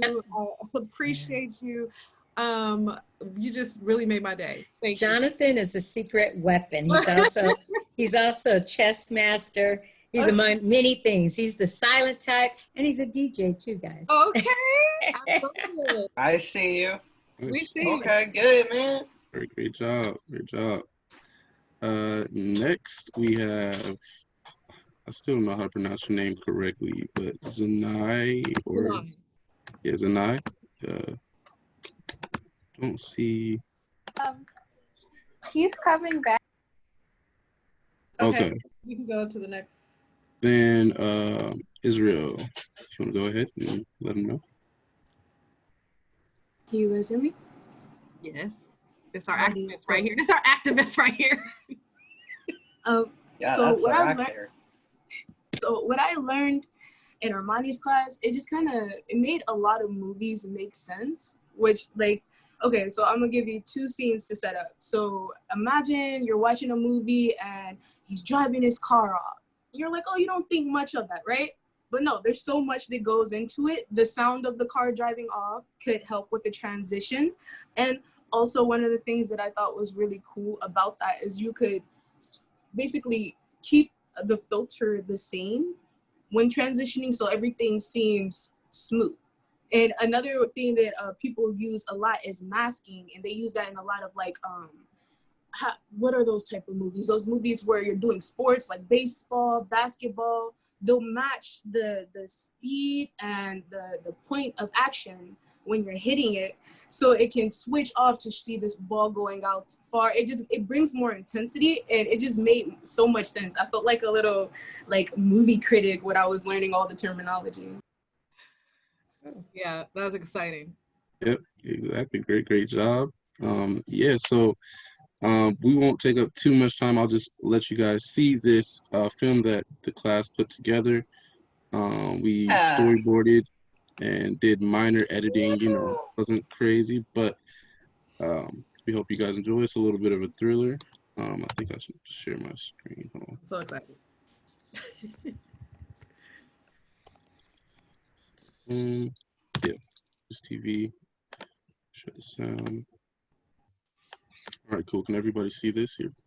Yeah, I can see it. All right. Let it play. Obedient dogs. They come when they are called. Natashi.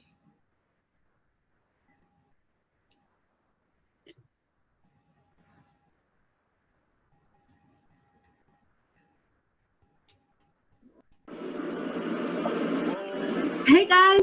Hey Bert. Hey, what's up? Hey Sid. You not gonna say nothing either? Oh, sorry, my mic was off. Oh. What's up, guys? What's up, Sydney? What's up? How y'all doing? Good. Good. Good. All right. Well, today we're gonna be doing a movie review on Tachishi, and I just want to know how you guys feel about it. Bert, how you feel? Well, I think the movie was quite scary. You know, those dreams that he was having them man, and then also the stuff that was happening outside of the dream. It was just it was so surreal. It's like you couldn't believe that nobody else could see it. You know, overall, I really liked it. I feel like I'd watch it again. Okay, there was no ex machina, no ex machin. Sydney, how you feel about it? Girl, that movie was not scary at all. My mom, when she's mad, is more scary than that demon. I give it a 3 out of 10, just be nice, but never again. Wow, that's really how you're feeling? Yeah.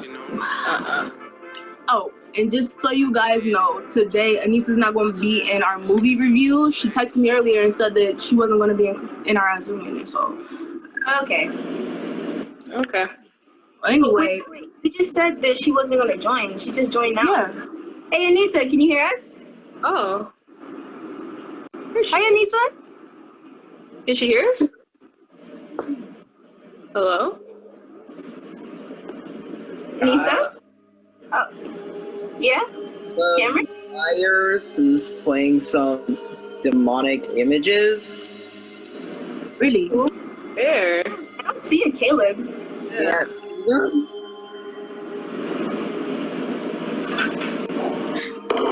Tiana said she can see you. Are you right now? Tiana is coming. You guys heard that, right? Yeah. What was that? Hey, Anissa, did you hear that too? That wasn't Anissa, right? That didn't sound like her. Are you still in chat? You haven't responded to my text yet. What was that? Anissa, seriously, where are you? Wait, oh.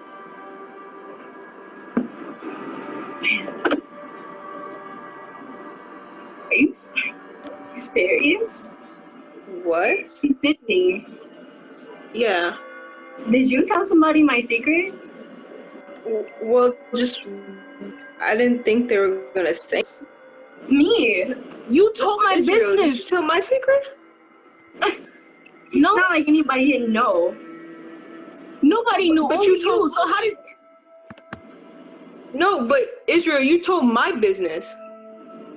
You already told someone anyway, so I didn't even think it mattered. See, What? this is what Anissa was talking about. Both of y'all are just messy. No. Don't even bring Anissa into this, because we don't even know where she is right now. I mean, she is the one that texted us, right? Don't even, because you know what? That's why. Of course, she'd just hang up in the middle of talking. It's like she usually does. No. Did you see her camera? It didn't look like she was trying to hang up. And I saw something.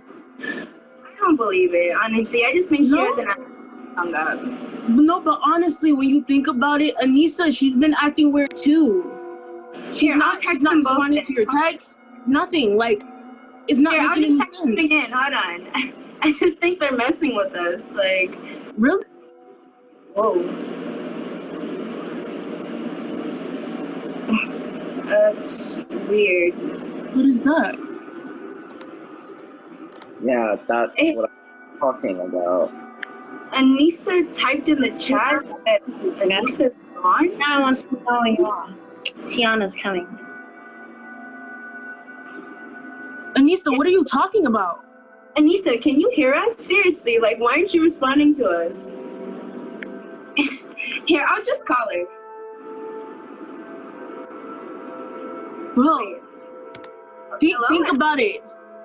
Tatashi. Can you hear me?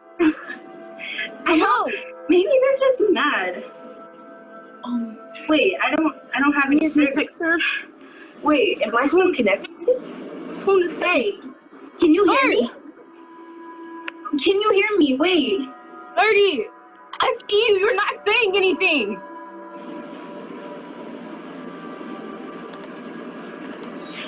Can you hear me? I don't. Can you hear me? No. I don't have any service.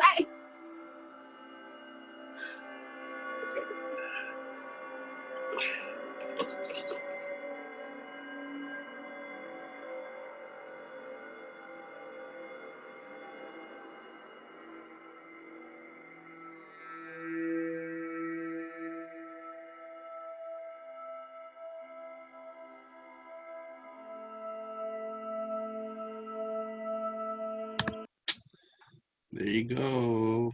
That is there. Wow. Yep. Yeah.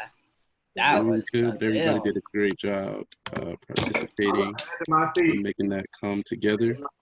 So give an applause to everybody who participated. All right. So, And were there any questions in the chat, or did you have more you wanted to add, Armanti? Wow, that was great. Super great. No, there's no questions. I mean, if anybody has any questions. I have a question. Did you guys write out a script? So yes and no. We kind of remembered a script. We filmed it scenes in three scenes, and just had everybody kind of remember their parts. You know, most of it was improv, so I mean, so they weren't confined and didn't have to keep starting over, whether or not they like changed the script a little bit. But they did a great job. That was terrific. Yeah, great. What I loved Good about the teamwork. process, yeah, what I really liked about the process was seeing everybody contribute. Like, I remember when you guys were starting about the name of the movie, about what was next. It was a class effort, and it was really cool to kind of be have a bird's eye view of that, what you guys were creating. It was pretty cool. Good job. Good job. Joshua Sykes says, I was on the edge of my seat. Gabby says, yes, teamwork makes the dream work.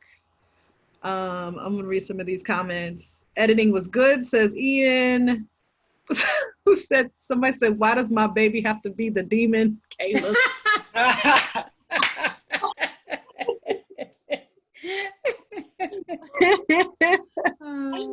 That looks so dope, says Roberta. We did that, said Anissa. Yes, y'all did. Somebody, Israel says, sponsored by Colgate because those teeth were shining in the end.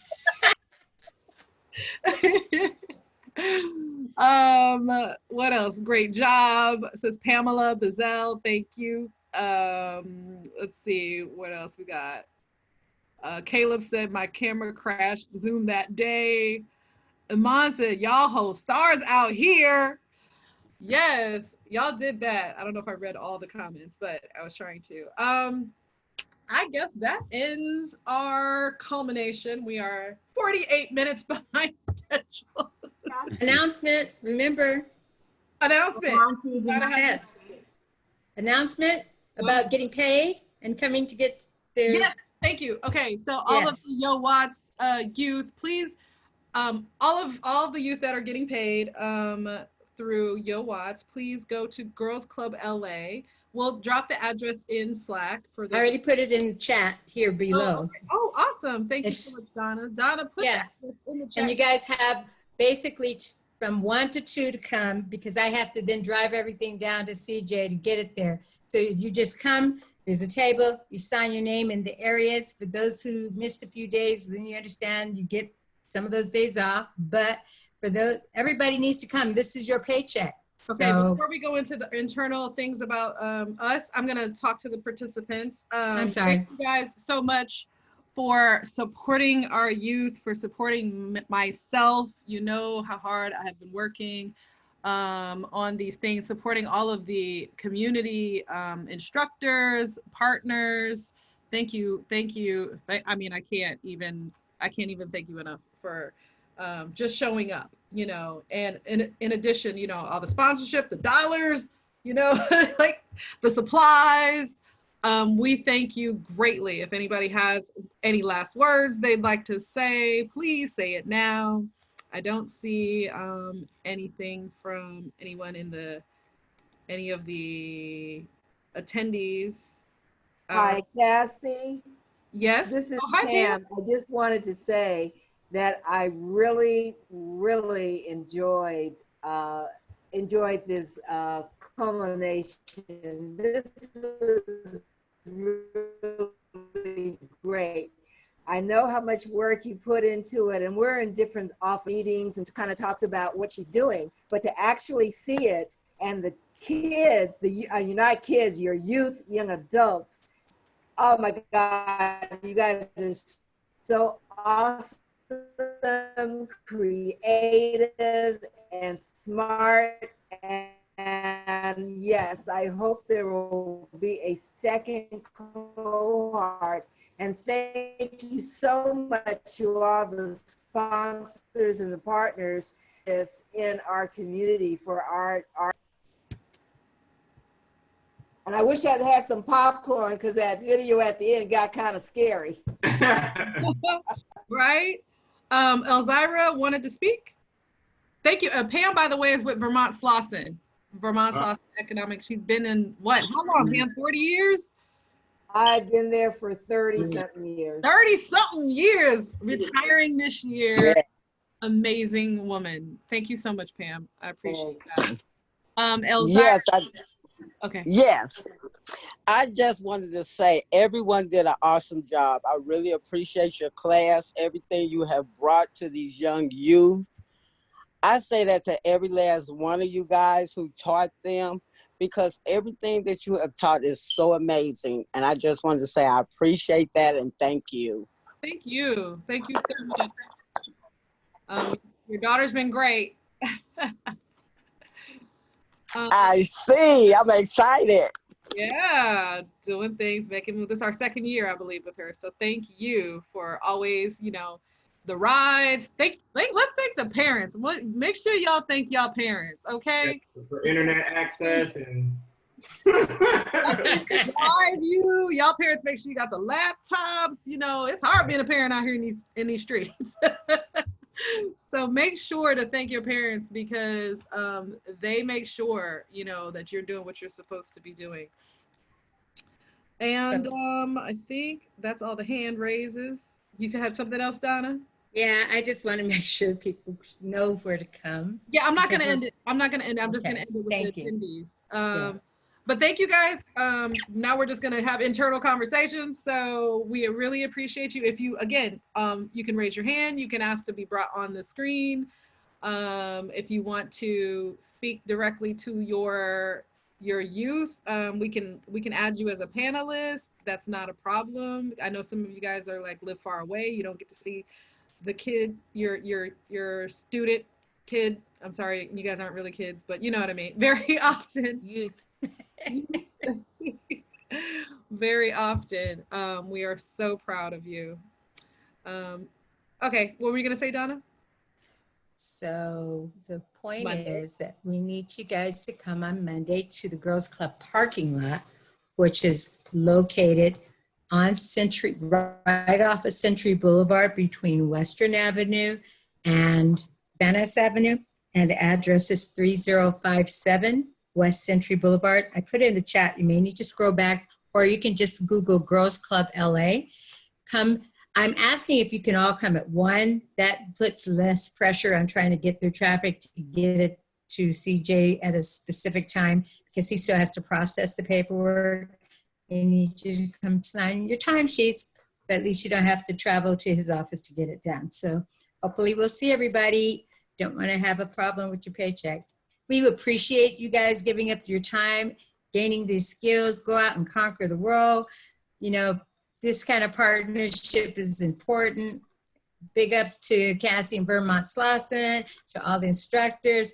I'm going to say Girls Club LA, Google Bootcamp, YWCA, everybody that's been involved in trying to bring something to you that means something, not just busy work. I'm not about that. So I'm proud of each and every one, even the ones I've never met, but I've talked to the families over the phone. Thank you so much. Thank you so much, Donna. Iman, can you copy that address from this chat and put it in Slack under the general Slack channel? And Cassie and I will both be there to see you guys with the paperwork. Right. So that includes Vermont Slauson kids to come to Girls Club LA. Right. As well. All the kids that are getting paid an hourly rate for this training go to Girls Club LA Monday at 1, correct? Correcto. Okay.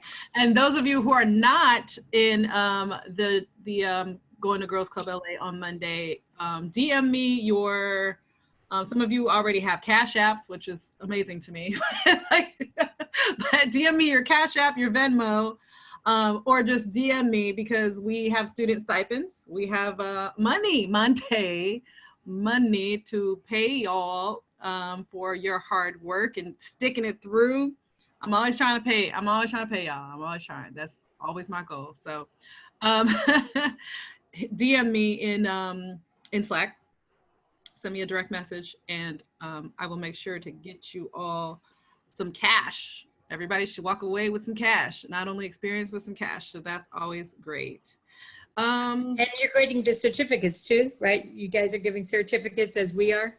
Yeah, no, we actually didn't have certificates this year. We've noticed that they've all ended up kind of not where they should be, but no, we didn't make certificates. What?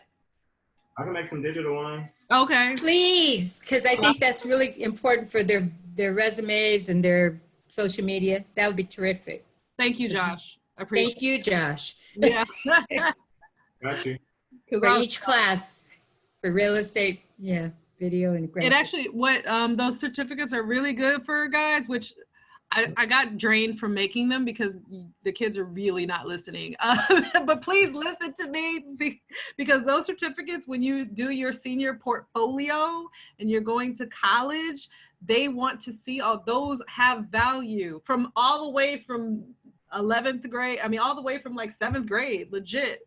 Those have value. So save those certificates, put them in either a digital file, take a picture, put it in a digital file. They want to see your accomplishments. This means something. I'm even going to suggest old school, print some out, because if you ever are in a job actual interview, don't know when that will happen, but something you could even put up, post up in a Zoom shared screen, it counts as work experience. It really does. So thank you again, the the graphics person? We can't see his name. Josh. Okay, thank you, Josh.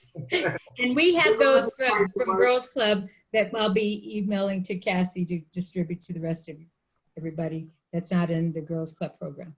Thank you. Thank you so much for those, Donna. We really appreciate that. And thanks for your time. Anybody else? I have a question. Yes, Ashton. If you guys want to see my TikTok and see my most viewed video ever, then you guys can go and do the link in chat. Okay. Gotta get his views up. Get your views up, Ashton. Goldie said, no. Yeah, Ashton. This is out of Ashton. Where are my sunglasses? Hold on. Everybody got some sunglasses on deck. You know, Ashton. What we doing? I should have gave my whole presentation like this right here. Yeah, Joe. I see you, Joseph. No, that was so great. Legit, that was so great. Joe got the glasses on deck. He had them within reach. I like how Cassie and Joseph had them within reach. Like, I got it right here. Don't you fret. Right here. You never know when it's gonna get too bright. When my light's gonna shine so bright, I need shade.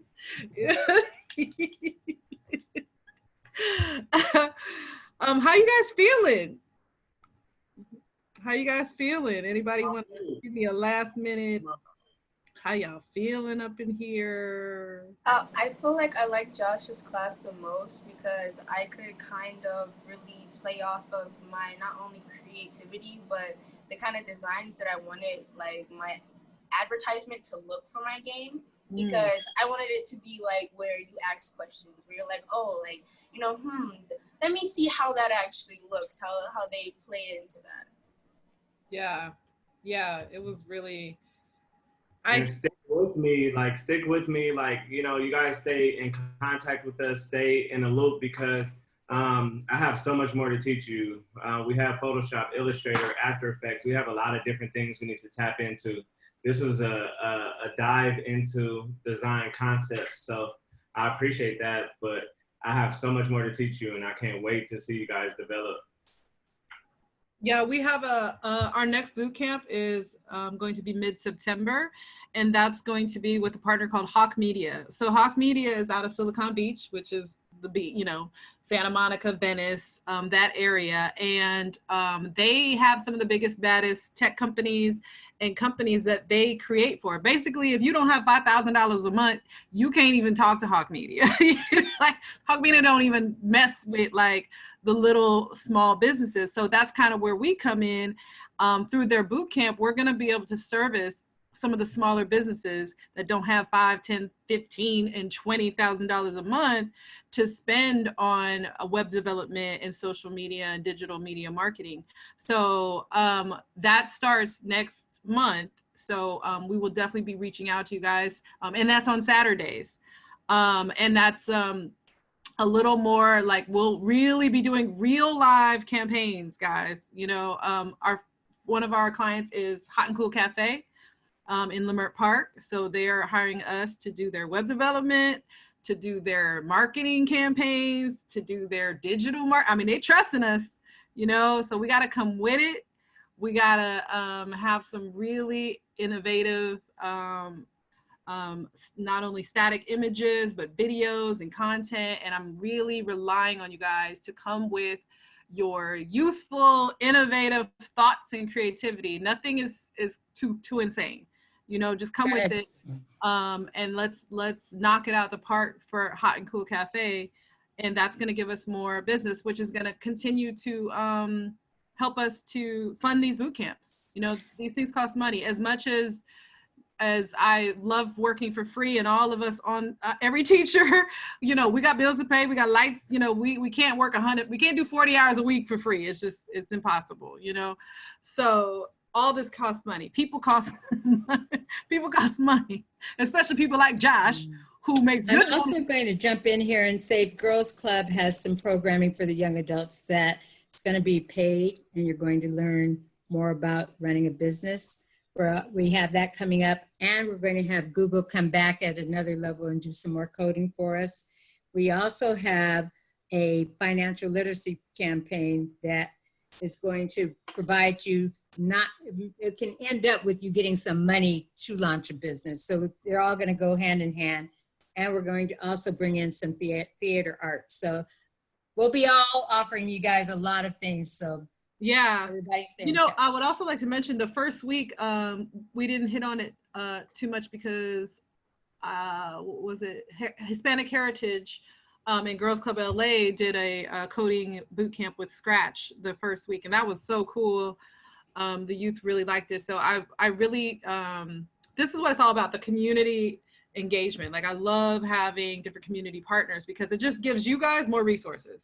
The more right, and we have, the more resources you have, you know? And that's what I was saying. We're going on with them to the next level. So those of you who've been exposed, you'll be able to elevate, and it will be short so you can then come back here, work with, you know, Cassie or whatever we're going to do and add that other dimension. But we are just adding some elements of giving you concrete skills. And then the other thing that hasn't been officially announced, but you guys are getting the inside scoop, because I work specifically with getting youth into colleges with money. They've asked me to do a component of that. Typically, I work with people who pay me to do it, families, but I'm going to bring it to our community so that youth who are going to be involved with Project Lead, you will be getting something that will elevate your college career. So you should, nothing's ever guaranteed, but you should probably be able to have some top choices coming after you instead of you going after them. So that's the other piece we're doing. All right, I'm done. I've got to jump to some other meetings, guys, but thank you guys for showing up and being here and hanging in. We'll see you Monday. Thanks, Cassie. Thanks, teachers. Thanks. Have a good day. Families. Okay, Iman, you got something to say? Yeah. I finally got my setup right so I can speak. It's been a great experience. I love what you're doing, Cassie, and the sponsors and the partners bringing tech to South Central. This is just a wonderful experience for me, and the kids are great. They were a great group, great chemistry. They helped each other along the way, and are very, you know, innovative with the technology and getting everything done from the movie, the short film. That was awesome.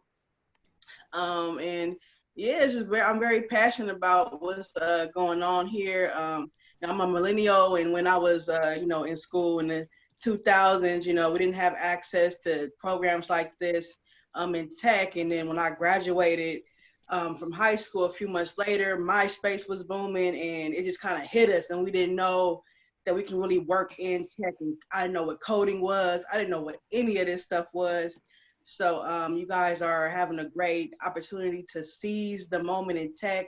It is a tech revolution going on, and you guys have the opportunity to carve your own legacy in tech and create great campaigns and different projects for the next generation to come. So I'm proud of everyone, and this was just a really great experience. Yeah, and that's it. Yeah, I thank you so much, Iman. Iman was one of our volunteer mentors. Heroes. What'd you say, Josh? I said unsung hero. Yes, yes. Iman did a whole lot of things on the back end that y'all didn't even know. Like, Try to finesse my way in. I was doing and I want to say this to everyone, to the students and everyone, like you know, just having an interest in whether it be in coding or it be in just, you know, in tech in general, just following, like having an idea and just following your interest and like, yo, let me take this class and let me just try new things. You never know where it can lead you, because, you know, I come from a non-technical background and I joined a boot camp for coding, which that led me to someone introduced me to Cassie, and they believed in me and they saw things in me. And they're like, yo, this is mentorship program going on in South LA. I think you'd be a great fit. And I said, well, I don't have it all together yet, but, you know, I have a lot of knowledge and experience. I work for some startups, and I'm like, I want to, you know, get involved. And so I just did it. I thought it was too soon to kind of make an impact, but, you know, just never underestimate yourself, because you can contribute where you are and everything doesn't have to be perfect or, you know, picture perfect for you to come and give back to the community and inspire others. So yeah, that's just what I want to close it out with. Well, thank you. I'm so glad Sheila Wiley of YWCA referred you. And just, you know, remember when Joy was speaking about how she got into the tech game and how I was speaking about, you know, how I got in, as well as Iman said she finessed her way. Like Iman came on like I'm a volunteer, and now I'm like, okay, I gotta hire you. Like I'm literally hiring Iman, you know, from this experience. So because I was like, I can't live without her. Literally, I was like, okay, she was so amazing. She's staying on the team. What I gotta do, what we gotta do, you know, like people will find a position for you that they did not have at first. I actually happened to be looking for an assistant for quite, I just started maybe a month ago, and Sheila referred her, but then I was just like, I don't know if I can afford her, but we working it out. We gonna work it out. We gonna find that money. I'm gonna get them on the team. Because yeah, you are amazing, absolutely amazing. And I really thank you for helping us all out with this, with a smile every day. Work. Yeah, I saw you up at 1 o'clock. I was like, she don't go to bed. I'm a night owl. I'm like, I like to feel like, let me get this done so I can, you know, I just want to make sure I help everything go smoothly as much as I can. So I Right. It just shows that I was up at 1 working too, but you know. Yeah, like, Cassie be up at like 4 in the morning sending emails. I'm like, oh my God. I'm working for the 3, 4 in the morning, getting work done. But that's just a piece of how much these boot camps it just takes all hands on deck to get it done. No matter if it's late at night, early in the morning, it's just really it's been a boot camp, like physically and mentally boot camp. Working it out, figuring out. I didn't know how to do a contract, just figuring out. Google and figuring it out and get it done. And that's what a developer does. You know, I mean, that's just really being a good employee. And, you know, when you go work for somebody, they'll give you something to do you ain't never did before. Your best bet, Google it, YouTube it, you know, call people that you know might know how to do it. Before you ask your boss, how do I do this every single day? That's not going to work. You can't sit there and ask your boss, how do I do this? How do I do this? Because they could just do it themselves. And that's going to be a problem. And that's one thing that I always find difficult with hiring youth, is because a lot of times there's just a lack of like implemented training. You guys know a lot, but you're just like, oh, how do I make a spreadsheet? How do I do this? Try not to ask your boss, how do I make a spreadsheet? Ask them if they have an example to send you. That's probably one of the first best ways. It's like, oh, you want me to make a spreadsheet with A, B, C. Do you have a sample of this that you want me to make? If they say no, then you just try to figure it out and send it to them. And a lot of times they'll just tell you how to fix it, you know? That's helpful rather than them sitting there. They can't sit there next to you and show you every little thing, especially if you're an intern and you're not planning to stay. You know, that literally is just community service. When you intern for companies for just the summer, we, as all these companies that are hiring youth during the summer, that's really community service, because we can literally just do it ourselves. You know, it takes more time to teach you and then you gone. You know, so be mindful of that. They're really looking out for you when people hire you. Yeah, you're doing a lot of work, but when you leave, that hurts us. So that hurts our whole feel. That hurts all our feelings. That we just taught you all this stuff and then you left us, you know, to go to college, which is good. But just know that. Anybody else have anything else they want to say? Because I will let y'all speak as long as y'all want to, because it's going to be a minute before I see y'all again. I should have the question. Oh, Lord.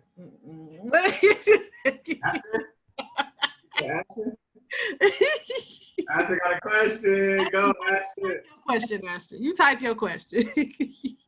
Okay, so my question is, how did you guys get into your jobs? Like, how did you become like a coder or like a super agent or stuff like that? Okay, that's a good question. I'll let Josh go first. He got his hand up. As a graphic designer, I'm self-taught. I started teaching myself at 19. 34 now, so I already have 15 years of experience. You know, I just kept at it. I always found something in graphic design. I started off with clothing design originally, and then that turned into marketing jobs. That turned into, I was art director, creative director at different places. So literally I'm self-taught, and I just kept walking through doors. I wasn't fully prepared for every opportunity, but like Cassie said, if I didn't know something, I found out, you know, the best way to get it done. And I always try to push myself to the limit. And like I said, I mean, it was hard work, but I'm self-taught. I didn't go the traditional route. I just kept at it. I went in every kind of field, from a print shop to graphic design to clothing and everything in between. And yeah, I just kept at it. So that's my story. That's my route. Let me say about Josh. So I come from, my background is fashion design, guys. So I was a legitimate fashion designer for 20 years. And yes, I was a techie, but in the fashion world, we don't actually have much high-end technology. It's just basic. It's like, we got Illustrator, we got Photoshop, we got Microsoft Excel, but you would think that we'd have like these super crazy software and all this stuff. Nope, none of that, you know? But in working in fashion, one of our clients was Disney. So I did Disney stuff, like all the Disney princesses, all the stuff you saw that you see in Target, you know, all the stores with like Disney princesses on it and stuff like that. That was me. I did Bratz. I did a lot of those. So these are some of the world's greatest graphic designers working for Disney. You know, Disney don't play. You know what I'm saying? And Josh is one of the most talented graphic designers I have ever seen, met, heard of in all of my 20, 30 years working in fashion and tech.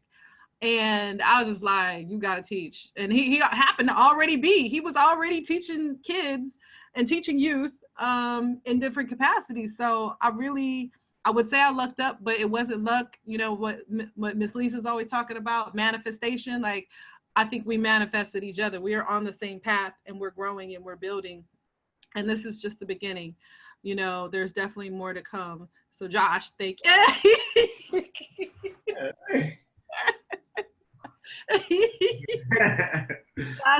Josh just got engaged, by the way. Y'all remember when he was in Mexico? When I was in Mexico, y'all. You remember when I was in Mexico? I proposed. In the background.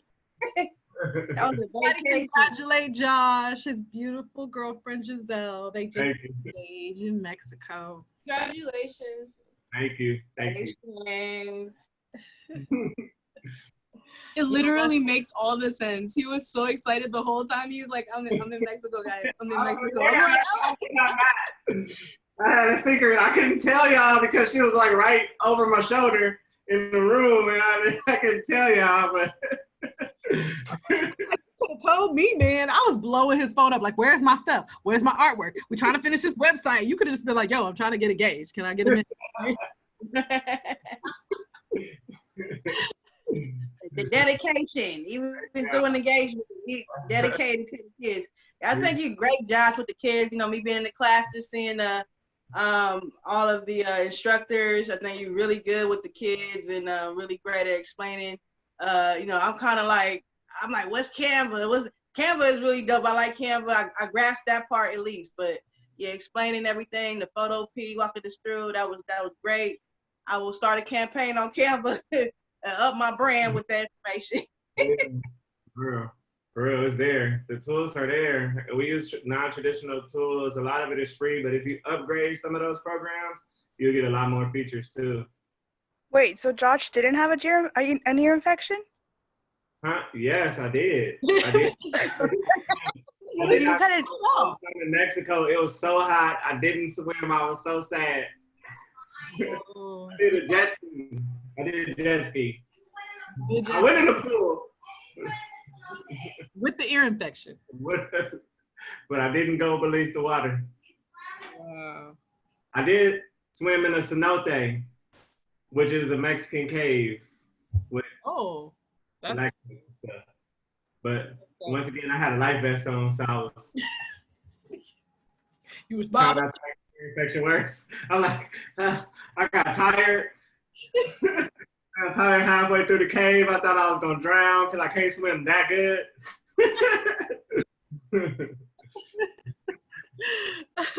That's great. Anyone else want to answer Ashton's question? How we got in? Wait, I don't know. Quinn and Lisa had to go. Lisa had to go sell a house. Okay, Lisa ain't playing. She's selling a house as we speak. What'd you say, Roberta? You're on mute. I said she had to go get that money. Yeah, go get that money. Is focused on. We need that money. Ashton be all about his money. Yeah, Quinn, you wanted to say something? Oh, I'm still on. Really, really quickly. I honestly, there was no path. There was no plan for me to decide to do programming. I had my first daughter, and I lived in Miami.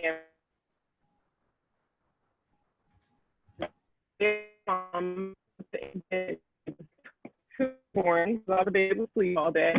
So during those hours that she was sleeping, I just came across a website, or maybe it was just like a class, and I decided to take the class, and that was it. That was almost 10, maybe a little under 10 years ago, maybe 8 years ago, and it has been quite the struggle. Like the first, I'm gonna say 2 years was just learning and grasping. There was no social aspect to it, and I'm a pretty quiet person, so I don't really do social media. I don't really ask for questions. I'm not much of a talker, so it was difficult because I didn't reach out to people. So most of what I know, I learned on my own through trial and error. I mean, sometimes depending on the topic, it took me about 6 months before I was like, oh, that one line of code does that? Like, no lie, it took a really, really long time. And that was kind of my introduction.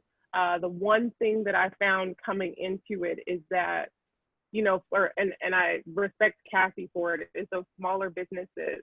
I don't have a huge web presence, but I do come across a ton of small minority businesses who have no idea how to get a website, who can't afford, like she said, those big media companies.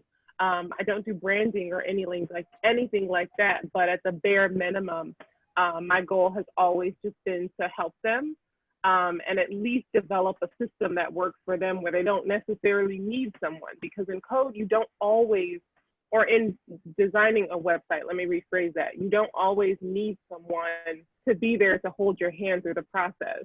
So as business owners, just learning the bare minimum of how to just drag and drop an image into a template is something that I really stress making sure that business owners know how to do, so they don't have to be dependent on a company or another person or a developer. So that has been my journey. It isn't the most lucrative, but it's been the most fulfilling. Really getting the opportunity to help people stand out the way that they want to, or just get the tools that they need. And that's been my journey. Awesome, thank you. So me, how I got into coding and tech. I started a tech company before I knew how to code. I started a tech company in 2013 because I was in, as I told you, the apparel industry, and I saw a need. And I thought I would disrupt, which means do something different and crazy, which was different and crazy. I started a tech company that connected designers with factories. So like a designer would post a project on our platform and factories would bid on it, and the designer could hire the factories.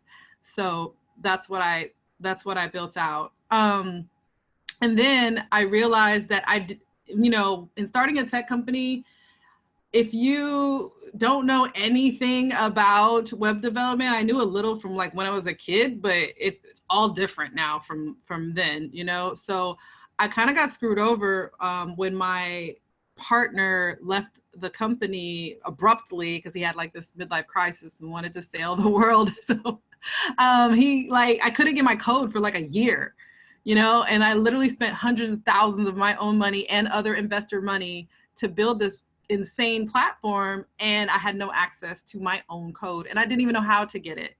And he made it like extremely difficult to get. It was crazy. And so I said, never again, because I always knew that moving forward, I would be in tech, because tech is where it's at when it comes to, I mean, whatever passion you have, there's a tech component, you know, literally whatever you're in, you need a website, you need an app, you need, you know, like whatever you do, you're gonna need some type of tech component. So I decided to do full stack web development because it covered a lot of different spaces, languages, front end, back end. And I went to get a scholarship because like, I'm not doing any more college, you know, I'm not doing any more college loans, and I'm not doing that, you know? And I was just like, do you guys understand? I applied at like every single tech boot camp on the West Coast. I applied for a scholarship, and no one, but there was two that would give me a scholarship.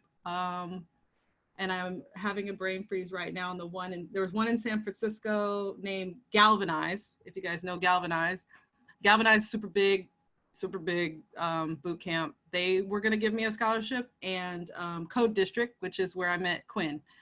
Galvanize and Code District offered me scholarships. I took Code District because Code District is here in LA area. So yeah, that's how I got in. I mean, at the end of Code District, I was actually offered a job, and it wasn't coding. I was actually literally the worst coder in the class. I was legit the worst coder in the class. That is so not true. You know that, oh girl, you know that's true. You know that's true. Literally, I mean, I love Mike Dyer, who was our instructor. He literally called me the weakest link. He'd be like, weakest link.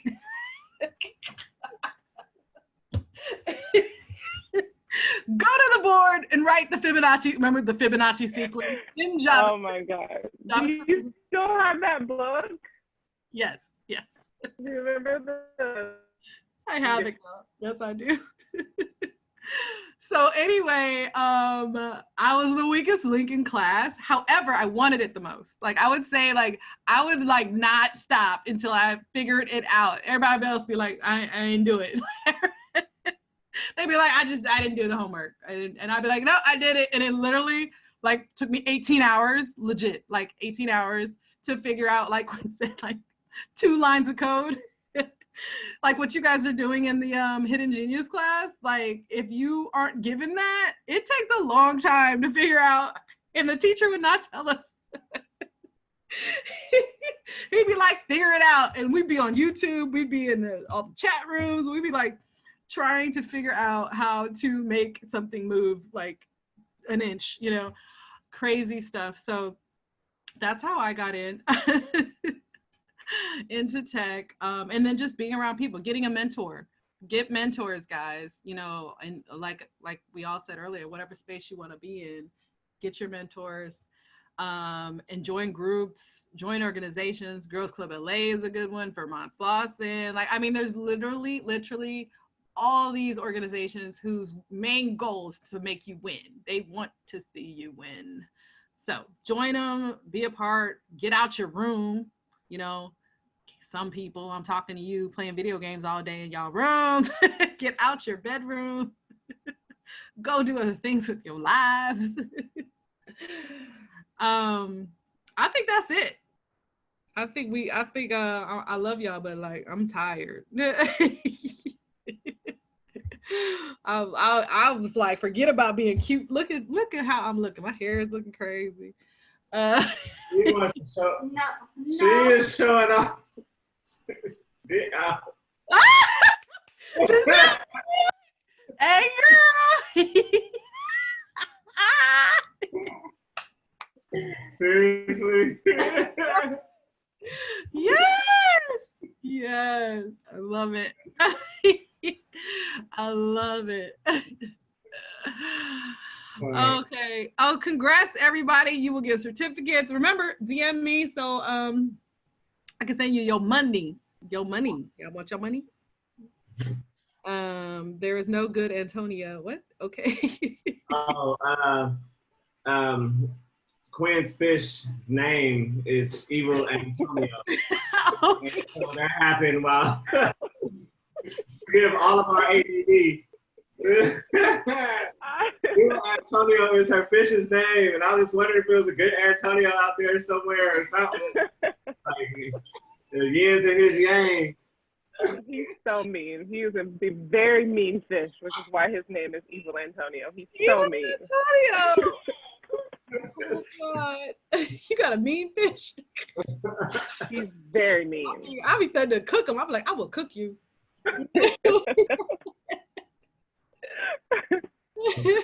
Nails look awesome, Giselle. All right, guys. All right. Yes, I'm gonna go. Bye, everybody. Bye, bye, bye, guys. Bye. Bye. Thank you. Bye. Bye. Love you. Bye. Bye. Bye. Stay connected. Bye. Stay on Slack for updates. Ciao. Bye. Bye.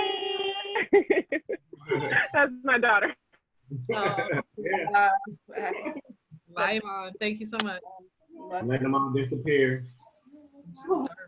Bye, Mom. Thank you. Bye, Quinn. Bye, Josh. Bye, everybody. Bye. Down. Bye. All right, I'm about to close it for all. All right.